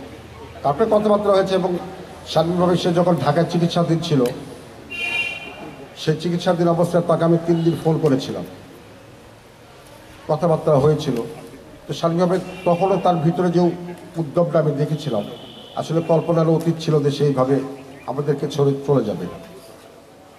আমি আসলে যে কথাটি বলতে চাই যে রফিকুদ্দৌলা রাব্বির প্রয়াণে যে শূন্যতার সৃষ্টি হয়েছে সেই শূন্যতাটা আসলে আমরা তার দেখানো পথে এগিয়ে নিয়ে যাওয়ার ক্ষেত্রে আমরা যেন সকলেই ভূমিকা রাখি, এই আশাবাদ ব্যক্ত করে আমি আপনাদের সকলের সুস্বাস্থ্য দীর্ঘ কামনা করে আমি আমার কথা শেষ করছি। ধন্যবাদ সকলকে। বলবার জন্য অনুরোধ করছি জনাব নবির উদ্দিন, নওগাঁ জেলা প্রেস ক্লাবের পক্ষ থেকে আপনাকে কিছু বলবার আমন্ত্রণ জানাচ্ছি। রাব্বি ভাই ছিলেন নওগাঁর সাংস্কৃতিক অঙ্গনের উজ্জ্বল নক্ষত্র। তার সাথে আমার ছিল দীর্ঘ 30 বছরের পদচারণা। তার মৃত্যুর পরে আমার ফেসবুক স্ট্যাটাসে আমি লিখেছিলাম বেশ কিছু কথা, তার মধ্যে কয়েকটি লাইন লিখেছিলাম যে আমার দীর্ঘ জীবনের যত বিপর্যয়, যত কষ্ট, আর একটি কষ্ট নতুন করে যোগ হলো রফিকুদ্দৌলা রাব্বি ভাইয়ের মৃত্যুতে। এটা আমার হৃদয়ের কথা। আসলে আমার পূর্ববর্তী বক্তা তাঁরা বলে গেছেন যে রাব্বি ভাই ছিলেন একজন ব্যতিক্রমী মানুষ। চলার পথে, অফিসে, আদালতে, রাস্তাঘাটে যেখানেই দেখা হোক না কেন, যত কষ্টই থাকুক না কেন মনে, যতই সমস্যা থাক না কেন, তার সাথে দেখা হলেই মনে হয় যে মনটা জুড়িয়ে যায়। সদা হাস্যোজ্জ্বল একজন মানুষ। কখনো তার ভিতরে যে কোনো কষ্ট না পাওয়ার যে আফসোস বা হতাশা আমার কাছে পরিলক্ষিত কখনোই হয়নি। আমাদের নওগাঁ সাংস্কৃতিক, রাজনৈতিক সব দিক থেকে অনেক উন্নত এবং অনেক সৃজনশীল মানুষ এখানে জন্মলাভ করেছেন, আবার তারা চলে গেছেন আমাদের ছেড়ে। রাব্বি ভাই ছিলেন সাংস্কৃতিক অঙ্গনের একজন কিংবদন্তি। আমার তার সাথে শেষ প্রোগ্রামটা হয়েছিল 1 নভেম্বর মুক্তির মোড় মুক্তিযোদ্ধা স্মৃতিস্তম্ভে জহিরান স্মৃতি সংসদের একটি অনুষ্ঠানে। ওনাকে বিশিষ্ট সাংস্কৃতিক ব্যক্তিত্ব মমিনুল হক ভুটি পুরস্কারে পুরস্কৃত করা হয়েছিল। সেখানে আমি ছিলাম বিশেষ অতিথি। আবৃত্তি করেছিলেন, শেষ আবৃত্তি শেষ করে স্বভাবগতভাবেই একটু রসিকতা সরে অনেক ভুল হয়েছে, আমি কাউকে ধরতে দিন, একটু তাড়াতাড়ি পড়ে গেছি স্বভাবগত কারণে। তো আমি একটু আগে এসেছিলাম প্রয়োজনে। আমার সাথে অনেক রসিকতাও হতো, উনিও করতেন, আমিও করতাম। তো আসার সময় হাত মিলিয়ে বললাম, রাব্বি ভাই সামরিক বিদায়। তো উনি কিছু বললেন না, তাকিয়ে থাকলেন ফ্যাল ফ্যাল করে আমার দিকে। কেন জানি আমি চলে এলাম মাত্র কয়েকদিন পরেই 25 তারিখ, 25শে নভেম্বর আমাদের ছেড়ে চলে গেলেন। নওগাঁ হারালো একজন অকৃত্রিম বন্ধু, একজন বিশিষ্ট আবৃত্তিকার, সামাজিক সাংস্কৃতিক একজন সংগঠককে। যে ক্ষতিগুলো হচ্ছে আমাদের নওগাঁতে করুণ কিন্তু আমরা করতে পারছি না। আপনারা দেখেন, মুক্তিযুদ্ধে সাংস্কৃতিক ব্যক্তিত্ব যারা গান গেয়ে আবৃত্তি করে যারা মুক্তিযোদ্ধাদের উদ্বেলিত করেছিল, অনুপ্রেরণা জাগিয়েছিল, আমাদেরকে মনে আছে তাদের কথা। মমিনুল হক রাজা ভাই একজন সাংস্কৃতিক ব্যক্তিত্ব, ভবেশ চ্যাটার্জি উচ্চাঙ্গ সুগীত গাইতেন, আমাদের মনে আছে। মমিনুল হক ভুটি ভাই আমাদের মনে আছে, নেই। ফিরোজ ভাই, কত সাংস্কৃতিক ব্যক্তিত্ব আমাদের ছেড়ে চলে গেছে। রাব্বি ভাইদের পূর্বসূরি, তাদের ধারাবাহিকতা, তাদের যে ঐতিহ্য, এটাই টিকিয়ে রেখেছিলেন রাব্বি ভাই। আমি আবৃত্তি পরিষদের সরাসরি সদস্য না হলেও বিভিন্ন অনুষ্ঠানে আমন্ত্রণ পেতাম, যেতাম, আমি উপভোগ করতাম। তো যাই হোক, অনেক বক্তা আছেন, আমি বেশি কথা বলে আপনাদের বিরাট ভাজন হতে চাই না। শুধু এটুকুই মনে করি যে মানুষের মৃত্যু অবধারিত, আমরাও একদিন চলে যাব, কখনো না কখনো গিয়েও মানুষের মনে, মানুষের হৃদয়ে স্থান করে নিয়ে থাকবো, অমর হয়ে থাকবো তাদের স্মৃতিকর্মের মাধ্যমে। রাব্বি ভাই সাংস্কৃতিক অঙ্গনে এবং একজন সরকারি কর্মকর্তা ছিলেন, সৎ এবং নিবেদিত প্রাণ। যেটা দিয়ে গেছেন সেটা আমরা নওগাঁবাসী চিরদিন মনে রাখবো আমৃত্যু। পরিশেষে এটুকুই বলি যে মহান সৃষ্টিকর্তা পরকালে তাকে ভালো রাখুক, মহান আল্লাহ তাআলা তাকে বেহেশত নসিব করুন। এ কথা বলেই শোক সন্তপ্ত পরিবারের প্রতি আমি গভীর সমবেদনা জ্ঞাপন করছি আমার ব্যক্তিগত পক্ষ থেকে এবং নওগাঁ জেলা প্রেস ক্লাবের পক্ষ থেকে। আসসালামু আলাইকুম। বন্দিক আতাউল হক সিদ্দিকী স্যার, অধ্যাপক তৌহিদ Ahmad sir, professor Shariful Islam Khan sir, Duldul ভাই, শ্রদ্ধেয় দুলদুল ভাই, তারা এই নক্ষত্রকে তৈরি করেছিলেন। আমরা এই নক্ষত্রের কথা শুনব এখন তাদের মুখ থেকে। আমি প্রথমেই কিছু বলবার জন্য অনুরোধ করছি শ্রদ্ধেয় শিক্ষক অধ্যাপক কবি প্রাবন্ধিক জনাব আতাউল হক সিদ্দিকী স্যারকে। নাগরিক স্মরণ সভায় উপস্থিত ভদ্র মহিলা, ভদ্র মহোদয়গণ, সম্মানিত সভাপতি,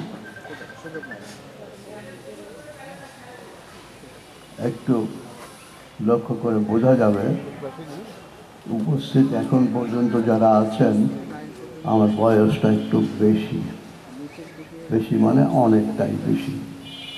তবু চেষ্টা করি দু চার কথা এই জন্যে যে আবৃত্তি পরিষদের জন্মকাল থেকে আমিও ছিলাম। কায়েসউদ্দিন বলে গেলেন,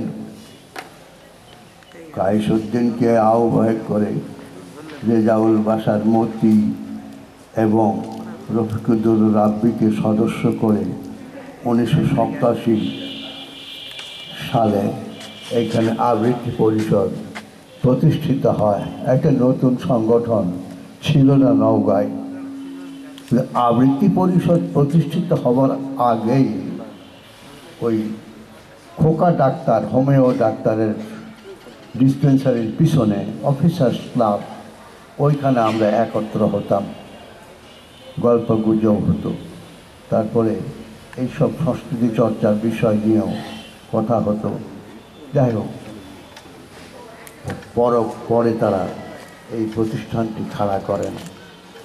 পরের বছর 88 সালে যে কমিটি হয়েছিল পূর্ণাঙ্গ, সেই কমিটিতে অন্যান্যদের মধ্যে আমিও ছিলাম, বোধহয় সহসভাপতি পদে।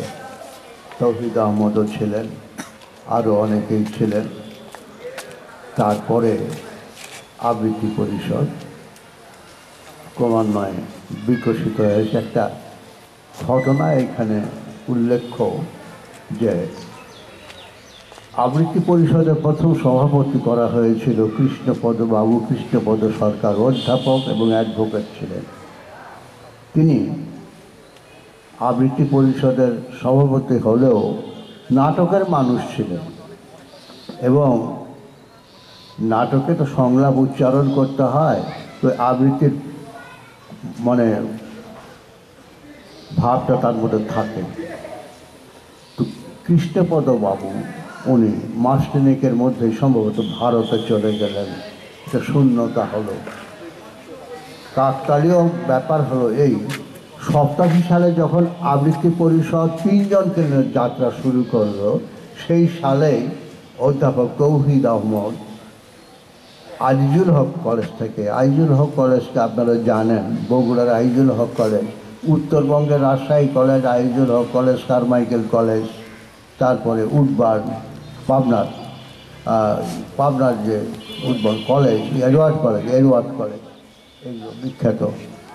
সেই কলেজ থেকে, আইজুল হক কলেজ থেকে তৌহিদ আহমদ চলে এলেন নওগাঁ মহিলা কলেজে, ছোট কলেজ তুলনায় অনেক, কিন্তু বাড়ির কাছে উনি চলে এসেছেন। অশেষ সৌভাগ্য আমাদের। আবৃত্তি পরিষদ সম্পর্কে কথা বলতে যেমন শুনেছি যে নুরুল ইসলাম ভাগডু ভাই তার কাছে শিল্পকলা একাডেমিতে আবৃত্তি শিখেছেন রাব্বি, কিন্তু এখন নতুন একটা পরিস্থিতি, নতুন একটা পরিবেশ, দেখা গেল যে আবৃত্তি পরিষদের অসাধারণ একটি প্রতিভা আমরা এইখানে আবিষ্কার করলাম। তৌহিদ আহমদ, তিনি সচরাচর বাইরে মেলামেশা কম করেন, লোকে তাকে তখনও জানে না, যার ফলে প্রথম কমিটিতে তাকে সভাপতি না করে সভাপতি করা হয়েছিল কৃষ্ণপদ সরকারকে। অযোগ্য ব্যক্তি তিনিও নন, কিন্তু যোগ্যতম ব্যক্তি প্রথম এক নম্বর সহসভাপতি হিসেবে উপস্থিত। যাই হোক, কৃষ্ণপদবাবু চলে যাওয়ার পরে তৌহিদ আহমদকে সভাপতি করা হলো এবং বছর 4-5 মধ্যে আবৃত্তি পরিষদ নওগাঁয় একটি উল্লেখযোগ্য সাংস্কৃতিক প্রতিষ্ঠান হিসেবে বিকশিত হলো এবং প্রতিষ্ঠা লাভ করলো। দলে দলে ছেলে মেয়ে, তরুণ তরুণী এই আবৃত্তির মতো একটি বিষয়ে প্রতি আগ্রহান্বিত হলো। আপনারা জানেন আবৃত্তি মানে পাঠ, শুদ্ধভাবে পাঠ, এটার যে তাৎপর্য, এটার যে গুরুত্ব, সেটা আমরা জানি মানে আপনার এই ইসলাম ধর্মের মধ্যে দেখুন না কেন, আল্লাহ তাআলা জিবরাইল আলাইহিস ইসলামকে পাঠালেন, তার বাণী নিয়ে চলে এলেন, সেই বাণী রাসূলুল্লাহর কাছে পেশ করা হলো। কিন্তু সেই বাণী যাতে লিখিত হলো, যখন তখন তো লেখার উপকরণ ছিল না, কেউ কাগজে, কেউ পাথরে, কাগজ তো নাই, কেউ চামড়ায়, এরকমভাবে লিখে রেখেছে আর মুখস্থ করে ফেলেছে।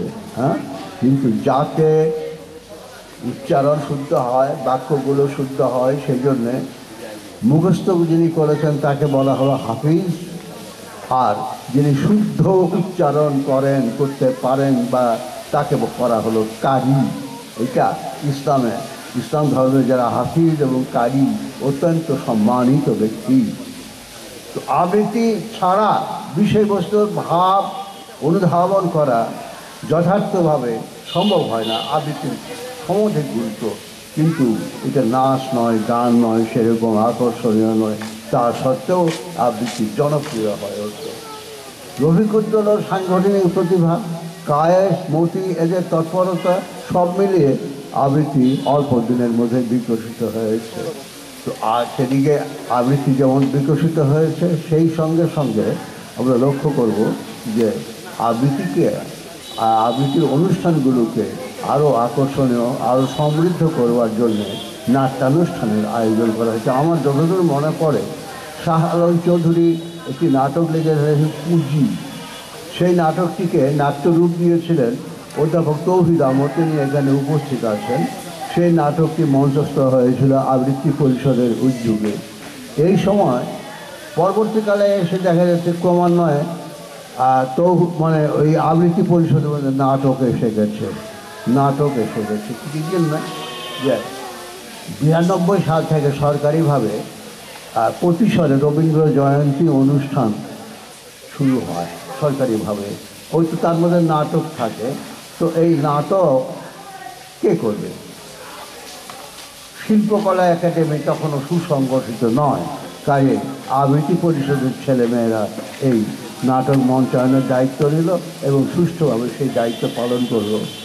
তারপরে ওই শিল্পকলা একাডেমির যে অনুষ্ঠান প্রতিশোধে হতো, সেখানে গান, আবৃত্তি, নাচ ইত্যাদিতে ওই নাটক রাজশাহীর ছেলেমেয়েরাও থাকতেন, তবে নওগাঁর প্রাধান্যই ছিল বেশি। নাচ গান সমৃদ্ধ নাটক হচ্ছে। আমাদের ছিলেন ওই যে শিল্পী, তারপরে সম্বিতা রায়, এরা নাচের মানুষ ছিলেন। সম্বিতা তো গানও ভালো গায়, আমাদের কোনো অভাব ছিল না, আবৃত্তি পরিষদ বিকশিত হয়েছিল। আবৃত্তি পরিষদ আবৃত্তিকে সাধারণের কাছে ছড়িয়ে দিয়েছিল। আমি দেখতে পাচ্ছি আবৃত্তি পরিষদের একজন প্রধান ব্যক্তি জাহাঙ্গীর ইসলাম বুলবুল এখানে হাজির হয়েছেন। আবৃত্তি পরিষদ যে নাটকগুলো করেছে, শিল্পকলা একাডেমির পক্ষ থেকে যে নাটকগুলো করেছে, তিনিই তার মূলত পরিচালক ছিলেন।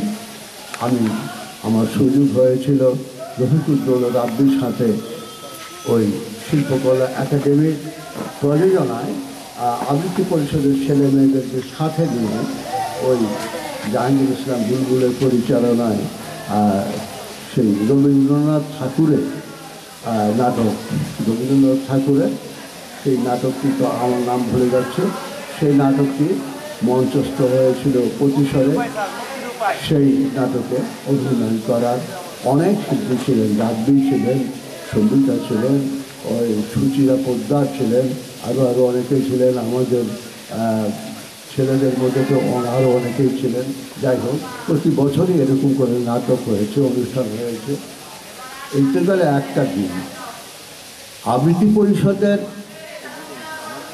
আরও নানা রকম ব্যাপার ছিল, যেমন প্রতি বছর আবৃত্তি পরিষদ আশ্বিন মাসে বিশেষ করে নৌকা ভ্রমণ করতে। নৌকা ভ্রমণ কখনো আমরা গেছি পাঁচুপুর, কখনো গেছি শৈলগাছি, কখনো গেছি নলামারা। শরীফুল ইসলাম খান এখানে আছেন, তিনি আমাদের সঙ্গ দিয়েছেন। এবং সেই নৌকা ভ্রমণের সঙ্গে আবৃত্তি ইত্যাদি যেমন ছিল তেমনি ছিল ভোজনের পর্ব, এবং তার দায়িত্ব ছিল রফিকুদ্দৌলা রাব্বি, অর্গানাইজার।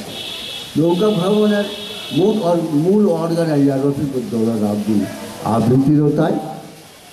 আচ্ছা, এখন হলো কি, একটা ঘটনা হয়েছে 92 সালে তৌহিদ আহমদ চলে গেলেন হচ্ছে পদোন্নতি পেয়ে অন্য কলেজে, ঠাকুরগাঁ কলেজে।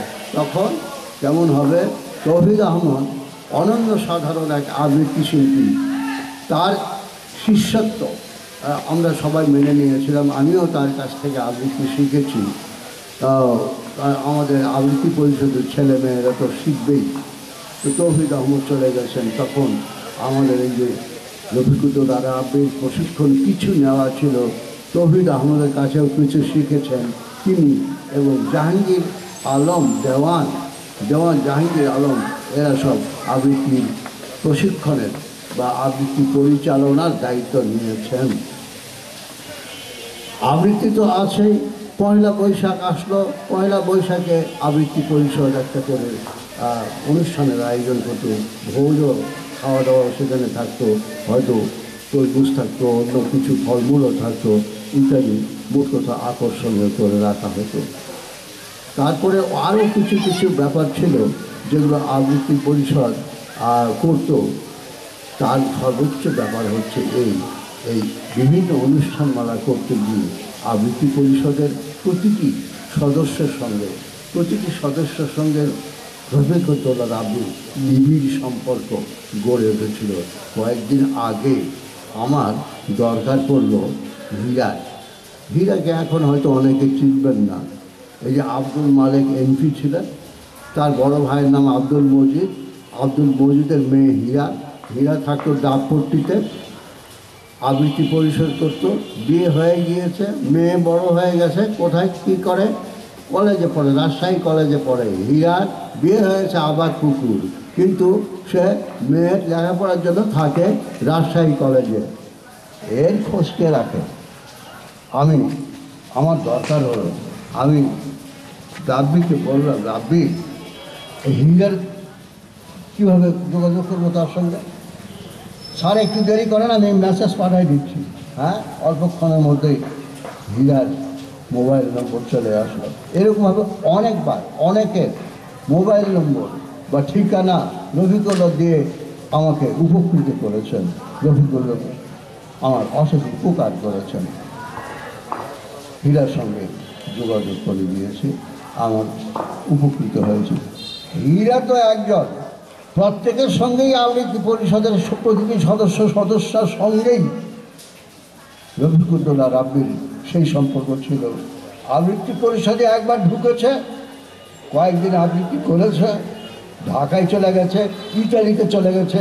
যখন নওগাঁ এসেছে রফিকুদ্দৌলা রাব্বির সঙ্গে আড্ডা হয়েছে। কী করতেন রফিকুদ্দৌলা রাব্বি?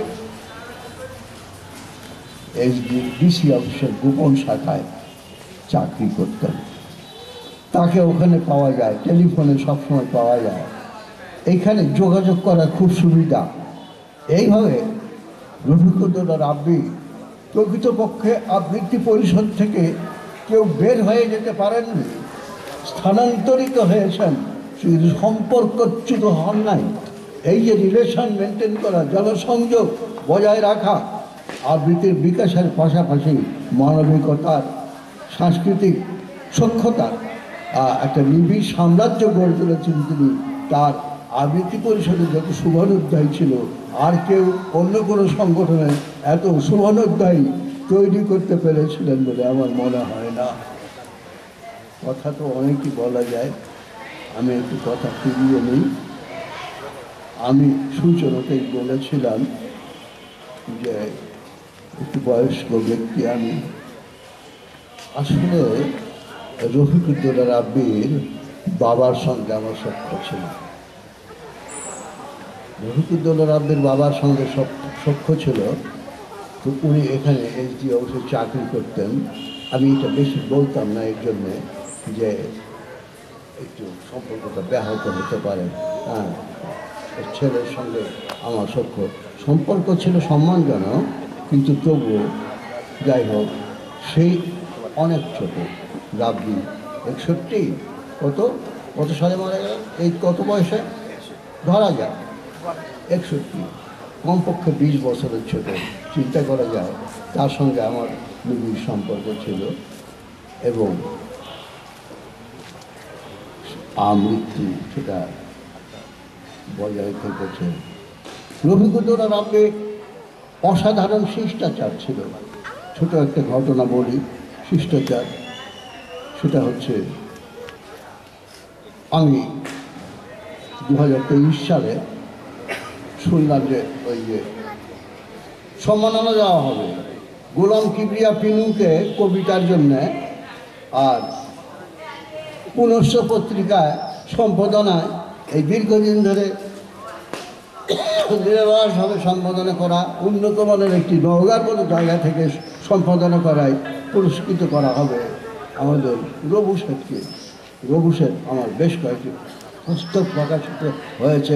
রবু শেঠের পত্রেরও নয়, গুতায় স্যার একটা বই বের করা হোক, আর কয়েকটা কবিতা রেখে দেন, এরকম করে আমার বেশ কয়েকটি কবিতা বই প্রকাশিত রবু শেঠকে। আমি যাওয়ার খুব ইচ্ছা, কিন্তু নওরিন জানে, বিদ্যুৎ জানে, আরও অনেকে জানে যে আমার দুটো অসুখ আছে। ডিমেনশিয়া শব্দটি ভুলে যায়। আর আরেকটা হচ্ছে, এটা কি অসুখ? পার্কিনসন হতে পারে, অজ্ঞান হয়ে যায় হঠাৎ হঠাৎ। রাস্তার এখানে উপস্থিত আছেন, বললেন যে আমাদের আপনি 21শে পরিষদের লাঠি খেলা হবে, দেখতে আসেন। গেলাম দেখতে, বসে দেখতে দেখতে আমি অজ্ঞান হয়ে গেছি। তখন লাঠি খেলা ছেড়ে সব একটি মাঠের লোক চলে গেল, আমি অজ্ঞান, হাসপাতাল, তারপরে কে কী করে নানান কাণ্ড, আমি লজ্জায় বাঁচি না। জ্ঞান ফিরে আমি ওখানে হাসপাতালে, তা না ভয়ে আমি কোথাও একা যাই না। তো রাব্বি তো জানার কথা নয় যে 13 এবং 14 অক্টোবর গোলাম কিবরিয়া পিনুকে সাহিত্যের জন্য, কবিতার জন্য, আর রবু শেঠকে এই পুনশ্চ পত্রিকার জন্য সম্মাননা দেওয়া হবে। আমি প্রথম দিন যেতে পারি নাই, 13 তারিখে যেতে পারি নাই, খুবই লজ্জিত, মন খারাপ করে বসে আছি। 14 তারিখ সকালও পার হয়ে যাচ্ছে। আমার তো একা যাওয়া চলবে না, অজ্ঞান হয়ে রাস্তায় পড়ে থাকবো। তো উপায়, হঠাৎ 10টার দিকে একটা টেলিফোন, স্যার যাবেন নাকি রাজশাহী? আমি লাফিয়ে উঠলাম, বলে কি রাজশাহী? হ্যাঁ আমার গাড়ি যাচ্ছে। আরে রাব্বির গাড়ি যাচ্ছে, তা আমি তো যাবো, আমি রেডি হয়ে আছি, তুমি এসো। হ্যাঁ আমি রেডি হয়ে আছি। চলে এলো গাড়ি, আমার বাড়ির সামনে নাড়ুর দোকানের সামনে আসে, গাড়ি দাঁড়িয়ে আছে, আমি যাই, গাড়ির দরজা খোলা, রাব্বি ড্রাইভারের পাশে বসে আছে, ভিতরে মায়া, মাহমুদা খাতুন সিদ্দিকা মায়া, মায়া বসে আছে। তুমি ওখানে কি ব্যাপার, তুমি এখানে এসো? আপনি বসেন স্যার, অসুবিধা কি, বসেন, আপনি বসেন এখানে, আমি ওখানে নিয়ে যাবো না। যে রাস্তায় যেতে করা ভালো। আমি সুসুর করে গাড়িতে ঢুকে গেলাম, চলে গেলাম। মায়া বললো যে আমি কি শুনবো, মসজিদ দেখবো। মসজিদ ওখানে যে গাড়ি থামানো হলো, অনেক ছবি তুললো, চলে গেলাম। অনুষ্ঠানটাও তো দুপুরবেলা, তখনকার অনুষ্ঠান আছে, খাওয়া দাওয়াটা ছিল, ওটা মিস গেল। চলে গেলাম পদ্মার বাঁধের উপর নিয়ে গেল, পদ্মার বাঁধের উপর নিয়ে যে গাড়ি থামলো, আবার ছবি উঠলো। তারপরে মায়ার রাব্বি আমাকে নিয়ে ঢুকলো আড়ং, যেখানে দাঁড়ালাম ওখানে একটা দোকান আছে, সবই তো কাপড়ের দোকান। রাব্বি বললো, স্যার আমি আপনাকে একটা কিছু কিনে দিই। কী কিনে দেবেন? একটা ফতুয়া কিনে দেবেন। তো আমাকে দিবে কেন? আমি বললাম না, নিতে হবে, নিতে হবে। তাই বললাম ঠিক আছে আমি নেব, তুমি তাহলে না একটা হোক, তাই হোক। ফতুয়া ওর একটা আমি কিনে দিলাম, আমারটা ও কিনে দিল। আমারটা রাব্বি পড়েছে কিনা আমি দেখি নাই, রাব্বিরটা তো আমি আছি, পড়বো, পড়েছি, ভবিষ্যতে পড়বো, তাকে মনে পড়বে। ফিরার পালা আমাদের অনুষ্ঠান হয়ে গেছে, ভাগ্যিস গিয়েছিলাম ওখানে। কলকাতার প্রেসিডেন্সি বিশ্ববিদ্যালয়ের প্রফেসর বক্তৃতা করলেন, আরও কয়েকজন কবি বক্তৃতা করলেন, আমাকেও বক্তৃতা করার সুযোগ দিল। এইসব করে পুরস্কার তো রঘুশেখ, গোলাম কুজিয়া পিলু নিলেন। ফেরার সময় হলো, রাত হয়ে গেছে। নাসিরুদ্দিন ইউসুফের আমি বসে আছি, একজন এসে নাসিরুদ্দিন ইউসুফকে আমার পাশে বসে দিলেন, নাট্য ব্যক্তিত্ব। উনি বললেন, এই নাটক থিয়েটার করি আমি নাসিরুদ্দিন ইউসুফ, কিন্তু আপনার পরিচয় দিতে হবে না। এরকম একে একে অনেক বিশিষ্ট ব্যক্তির সঙ্গে আলাপ পরিচয় হলো। যাই হোক, এখন গাড়িতে ফিরবো, গাড়িতে চড়ছি, এই যে আবৃত্তি পরিষদের কবিতা কুঞ্জের সাধারণ সম্পাদক, কবিকুঞ্জের আরিফুল হক কুমার, খাওয়া হয়েছে। আমি বললাম কোথায় খাবার? কেন খাবার প্যাকেট দেয়নি আপনাদের? না তো। তাড়াতাড়ি করে খাবার প্যাকেট চলে এলো। সেই খাবার প্যাকেট নিয়ে এসে বাড়িতে পৌঁছতে 12টা বেজে যাবে, খেয়ে শয়ন করতে 1টা। সব ভুলে যাব, এইসব স্মৃতি তো ভোলা যাবে না। রাত দিন চলে গেছে, এই স্মৃতির ভার বহন করে আমি বিদায় নেই। সবাইকে সালাম। আমি এমন একটি অনুষ্ঠানে উপস্থিত হওয়ার জন্য অত্যন্ত আগ্রহী ছিলাম এবং সংবাদটি আমার কাছে একটু বিলম্বে পৌঁছেছে। আজকে আমি সে আমন্ত্রণ পেয়েছি, কিন্তু প্রতি মুহূর্তে আমি গুনছিলাম যে এমন একটি অনুষ্ঠানে আমার উপস্থিত থাকা প্রয়োজন, আমার কিছু বলার আছে, বলা উচিত। আর এই যে মাইক্রোফোনে কথা বলা, অনেক কথা বলতে হয়েছে, আবার অনেক সময় আমি এড়িয়ে গেছি। এই বিষয়টা আমার কাছে একটু বিব্রতকর মনে হয়, কিন্তু আজকে সম্পূর্ণ অন্য প্রেক্ষাপট। আজকে আমার মনে হয়েছে যে আমার কিছু বলা এখানে উচিত, আমার নৈতিক কর্তব্য।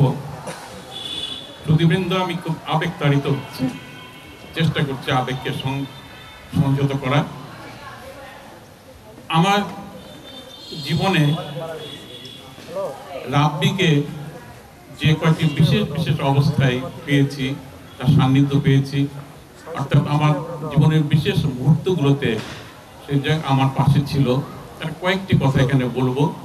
অনেক কথা বলা হয়ে গেছে, অনেক কথা বলার ছিল, কিন্তু সব কথা বলবো না, সংক্ষেপে শুধু সেই কথাগুলো বলার চেষ্টা করছি।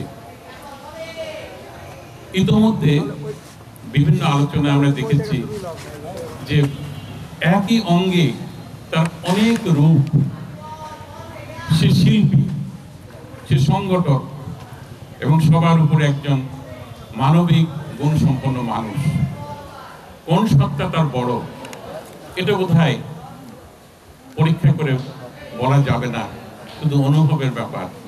আমার কাছে সবকিছু একাকার হয়ে গেছে এবং খুব সংক্ষেপে তার অবস্থান, অর্থাৎ রাব্বিকে আমরা কোথায় কোথায় পাই, কোথায় পাই না সেটা কোনো ব্যাপার নেই, কোথায় কোথায় পাই সেটা যদি আমি বলি তাহলে ওই সদ্য সম্প্রতি প্রয়াত কবি, গীতিকার, কণ্ঠশিল্পী এবং অধ্যাপক আবু জাফরের সে বিখ্যাত গানের একটি লাইন আমি ধার করে নিচ্ছি। আনন্দ বেদনা মিলন বিরহ সংকটে সবখানে আমি রাব্বিকে পেয়েছি। এবার আসি কোথায় কোথায় বিশেষ কোন কোন পর্বে তার সান্নিধ্য আমি পেয়েছি। প্রথমে আমি তাকে দেখি, তখন আমি নওগাঁতে আসিনি, আমি তখন কাজ করছিলাম বগুড়া আজিজুল হক কলেজে। ইতিপূর্বে এটা বলা হয়ে গেছে, অধ্যাপক আতাউল সিদ্দিকী উল্লেখ করেছেন বিষয়টি, যে অধুনা ধ্বংসপ্রাপ্ত সেই যে বিল্ডিংটা করোনেশন হল সোসাইটি, তার পাশেই একটা ভবন ছিল কোঅপারেটিভ লাইব্রেরি। ওইখানে শিল্পকলা একাডেমির কাজ চলত এবং সেখানে শেখ নুরুল ইসলাম ভগলু ভাই ওরফে তার কাছে রাব্বি আবৃত্তি শিখছে। এই কাজ থেকে তাকে প্রথম দেখি, তখনও তার সঙ্গে আমার পরিচয় বা ঘনিষ্ঠতা হয়নি। তারপরে আমি যখন 1987 সালে নওগাঁ বদলি হয়ে আসি নওগাঁ মহিলা কলেজে, তখন আবৃত্তি পরিষদ গড়ে উঠল এবং প্রথমে সভাপতি ছিলেন অধ্যাপক কৃষ্ণপদ সরকার এবং আবৃত্তি পরিষদ গঠনের পরপরই তিনি ভারতে চলে যান। আমি ছিলাম সিনিয়র সহসভাপতি, কাজেই আবৃত্তি পরিষদের দায়িত্ব আমার উপর পড়ল এবং আমি প্রথম যে আবৃত্তি অনুষ্ঠান পরিচালনা করি সেটা ছিল 1988 সালে সম্ভবত 21শে ফেব্রুয়ারিতে এই শহীদ মিনারে সে আবৃত্তি অনুষ্ঠান হয়েছিল। সেখানে আমরা পরিবেশন করেছিলাম 1000 বছরের বাংলা কবিতা আবৃত্তি এবং আমি আবৃত্তি করার জন্য রাব্বির উপর দায়িত্ব দিয়েছিলাম বাংলার প্রাচীনতম নিদর্শন চর্যাপদ থেকে একটি অংশ। আমি এই সাহসী কাজটি করতে পেরেছিলাম এই জন্য যে বিশ্ববিদ্যালয়ে পড়ার সময় ডক্টর গোলাম মুর্শিদ, যিনি পরবর্তীতে বিবিসিতে সংবাদ পাঠক হিসেবে কাজ করেছেন এবং ভাষ্যকার হিসেবে কাজ করেছেন, তার কাছেই প্রাচীন এবং মধ্যযুগের কবিতা আবৃত্তিগুলো শিখেছিলাম এবং সেই শক্তিতে ভর করে আমি রাব্বিকে এই আবৃত্তিটা আমি শিখাই এবং সে অত্যন্ত সুন্দরভাবে সেই আবৃত্তি করেছিল চর্যাপদ থেকে।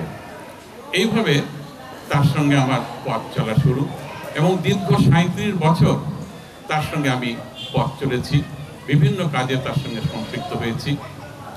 আরেকটি কথা মনে পড়ছে, আমি যখন রাজশাহী নিউ ডিগ্রি কলেজ থেকে আমি পরে আবার বদলি হয়ে গেলাম সিংড়া কলেজে নাটোরে, তবে রাজশাহী থেকে যাতায়াত করতাম। ওই সময় আবৃত্তি পরিষদ রাজশাহীতে বিভিন্ন অনুষ্ঠান করতে যেত এবং রাব্বি আমার সঙ্গে দেখা করতো, আমাকে আমন্ত্রণ জানাতো এবং আমি তার ডাকে আমি সেখানে যেতাম। আবৃত্তি পরিষদে সেই অনুষ্ঠানগুলো আমি রাজশাহীতে দেখেছি, এটা তার সৌজন্যে আমার পক্ষে সম্ভব হয়েছে। তো আমি আমার সমস্ত বইগুলো নওগাঁ সরকারি কলেজে দান করব বলে সিদ্ধান্ত নিয়েছিলাম। তখন আমি রাজশাহীতে বসবাস করছি, আমার অবসর গ্রহণের প্রস্তুতি চলছে। আমি নওগাঁ সরকারি কলেজের অধ্যক্ষ মহোদয়কে আমি একটি পত্র দিয়েছিলাম, তিনি আমার পরিচিত, যে আমি বইগুলো দান করতে চাই, আপনাদের মতামত জানাবেন। তো সেখান থেকে কোনো সাড়া পাইনি। পরবর্তীকালে আমি বাংলা বিভাগের প্রভাষক আতার আলী খান সাহেবকে, যিনি পরে আবৃত্তি পরিষদের সভাপতি হয়েছিলেন, তার কাছে আমি একটি পত্র দিই যে আমি বইগুলো আপনাদের এখানে দান করতে চাই। যদিও বইটি কেউ কেউ কিনতে আগ্রহী ছিলেন, কিন্তু আমি সেটা মেনে নিতে পারিনি। আমি বইটা এমন জায়গায় দিতে চাই যেটা অনেক মানুষের যেটা তার সুফল ভোগ করতে পারবে। তো আতার আলী খান সাহেব সম্মতি জানালেন এবং আমি একটা তারিখ দিয়ে দিলাম, অমুক তারিখে আমি বই নিয়ে আমি নওগাঁতে যাচ্ছি। আমি নওগাঁয় যখন বাস স্ট্যান্ডে বাস থেকে নামি তখন দেখি রাব্বি আমাকে রিসিভ করার জন্য ওখানে দাঁড়িয়ে আছে। আমি একটু আশ্চর্য হলাম, আমি নওগাঁ সরকারি কলেজে বই দান করবো, তো সেখান থেকে তো কেউ আসেনি। রাব্বি সরকারি কলেজের একজন প্রাক্তন ছাত্র, কিন্তু তখন সে অন্য পেশায় নিয়োজিত, আবৃত্তি পরিষদের সঙ্গে তো ছিলই, কিন্তু সেই আমাকে রিসিভ করলো। আমি অত্যন্ত প্রীত হলাম এই ব্যাপারে। আরেকটি কথা মনে পড়ছে যে নওগাঁ শিল্পকলা একাডেমিতে আমি প্রথমে সে ডোনেশন দিয়ে সদস্য হয়েছিলাম এবং বিভিন্ন অনুষ্ঠানে আমি যেতাম, বিভিন্ন কাজে আমন্ত্রিত হয়ে যেতাম এবং এই শিল্পকলা একাডেমি আমাকে দুবার গুণীজন সম্মাননা দিয়েছে। পরবর্তীকালে শিল্পকলা একাডেমি থেকে আমি আর কোনো আমন্ত্রণ পেতাম না, যাওয়ার কোনো সুযোগ হতো না। সাল তারিখটা আমার ঠিক মনে নেই, হঠাৎ খবর পেলাম সাদাত করাটিয়া কলেজে একটি সাংস্কৃতিক দল চোরজাপদের গান পরিবেশন করার জন্য নওগাঁ আসছে।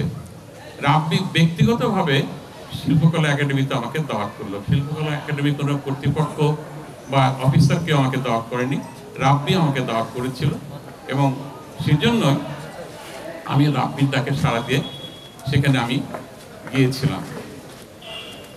এরপরে আর একটা কথা বলি যে আমার ছেলের একটা চরম, তার চিকিৎসার জন্য চরম সংকটে পড়েছিলাম। সেখানে বেশ কয়েকজন সুহার্থী সাহায্য সহযোগিতার হাত বাড়িয়েছিলেন। তো আজকের অনুষ্ঠানটা যেহেতু রাব্বিকে নিয়েই, অন্যদের প্রতি আমি কৃতজ্ঞ, কিন্তু তাদের নাম আমি উল্লেখ করছি না, কিন্তু যারা সেই সাহায্য সহযোগিতার হাত বাড়িয়েছিলেন তাদের মধ্যে রাব্বি একজন। রাব্বি ছিল একজন, তার নামটি এখানে উল্লেখ করছি। আমি ঠিক গুছিয়ে বলতে পারছি না যে কোন কথাটি আগে বলবো, কোন কথাটি পরে বলবো। যখন যেটা মনে আসছে অগোছালোভাবে বলছি, কারণ ভীষণভাবে আমি আবেগতাড়িত এখন। আমার এই লোভী মনটা বারবার বলতো যে আমার মৃত্যুর পরে যদি কোনো স্মরণ সভা হয়, রাব্বি হয়তো সেখানে অনেক কাঁদবে, অনেক কিছু বলবে, কিন্তু সেটা হলো না।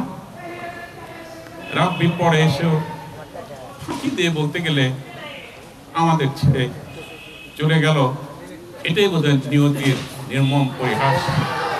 আমাকেই তার মৃত্যুতে কিছু কথা বলতে হচ্ছে, এও আমার ভাগ্যের ছিল। তো আমরা যত প্রশংসা, যত নিন্দা করি, এগুলো কিছুই তার কাছে আর পৌঁছাবে না। রাব্বির হাতে গড়ে যাওয়া সেই সংগঠন আবৃত্তি পরিষদে যদি আমরা প্রাণ সঞ্চার করতে পারি, তাকে বেগবান করতে পারি, তাকে বাঁচিয়ে রাখতে পারি, সেটাই হবে রাব্বির প্রতি প্রকৃত সম্মান প্রদর্শন। আমরা সবাই সেই চেষ্টা করব। আল্লাহর কাছে প্রার্থনা করি রাব্বি পরিবার যেন এই শোককে সহ্য করতে পারে, তারা যেন দাঁড়াতে পারে। রাব্বির একটি কিশোর সন্তান আছে, তার ভবিষ্যৎ উজ্জ্বল হোক, সে মানুষের মতন মানুষ হোক, তার বাবার আদর্শে সে মহিমান্বিত হোক, এই দোয়া আমরা করছি। আরেকটি কথা বলি যে আমরা সাহিত্যের পাঠ নিতে গিয়ে এই কথাটি জেনেছি যে কোনো মানুষই নির্ভেজাল গুণবান হয় না, তার কিছু দোষ থাকে, তার কিছু গুণ থাকে। তো আমি এই কথাটা বলতে পারি যে একজন মানুষ হিসেবে হয়তো রাব্বির কিছু হয়তো ভুল ত্রুটি ছিল, কিন্তু আল্লাহর দয়ার ভান্ডার তো তার চেয়ে অনেক বড়। সেখান থেকে কিছুটা ছিটে ফোটা পেলেও রাব্বি হয়তো উতরে যাবে, আল্লাহ যেন সেটাই তাকে দান করেন তার দয়া থেকে। একজন মানুষ হিসেবে রাব্বি কিছু না কিছু ভালো কাজ করেছে, তার অনেক প্রমাণ, তার সাক্ষ্য আমরা এই আয়োজনে, এই অনুষ্ঠানে আমরা সেটা পেলাম। সেই গুণের অছিলায় আল্লাহ যেন তাকে বেহেশতবাসী করেন, এইটা আমাদের প্রার্থনা। আমি আমার একটি অপ্রকাশিত লেখা থেকে একটি প্রসঙ্গ আমি এখানে উল্লেখ করে শেষ করছি। আমি সে প্রসঙ্গে লিখেছিলাম আমার জীবনের স্মৃতিচারণমূলক লেখা, আমার শিক্ষকদের লেখা, আমার পেশাগত জীবনের কথা কিছু সেখানে ছিল, আছে, কিন্তু রচনাটি অপ্রকাশিত। সেখানে আমি বলেছি যে ছোটদের কাছে শেখার একটা আনন্দই আলাদা। আবৃত্তি পরিষদের দুই কর্মী রফিকুদ্দৌলা রাব্বি এবং সিরাজুল ইসলাম আবেদ, এদের কাছে আমি এখনো কিছু শিখছি এবং সেই শিখে আমি অপার আনন্দ লাভ করছি। আমার মনে হয় আমার মতন আরও অনেকে রাব্বির কাছে শিখেছে, তার সেই শিক্ষাটুকু নিয়ে আমরা যেন আগামী পথ চলতে পারি। আপনাদের সবাইকে ধন্যবাদ।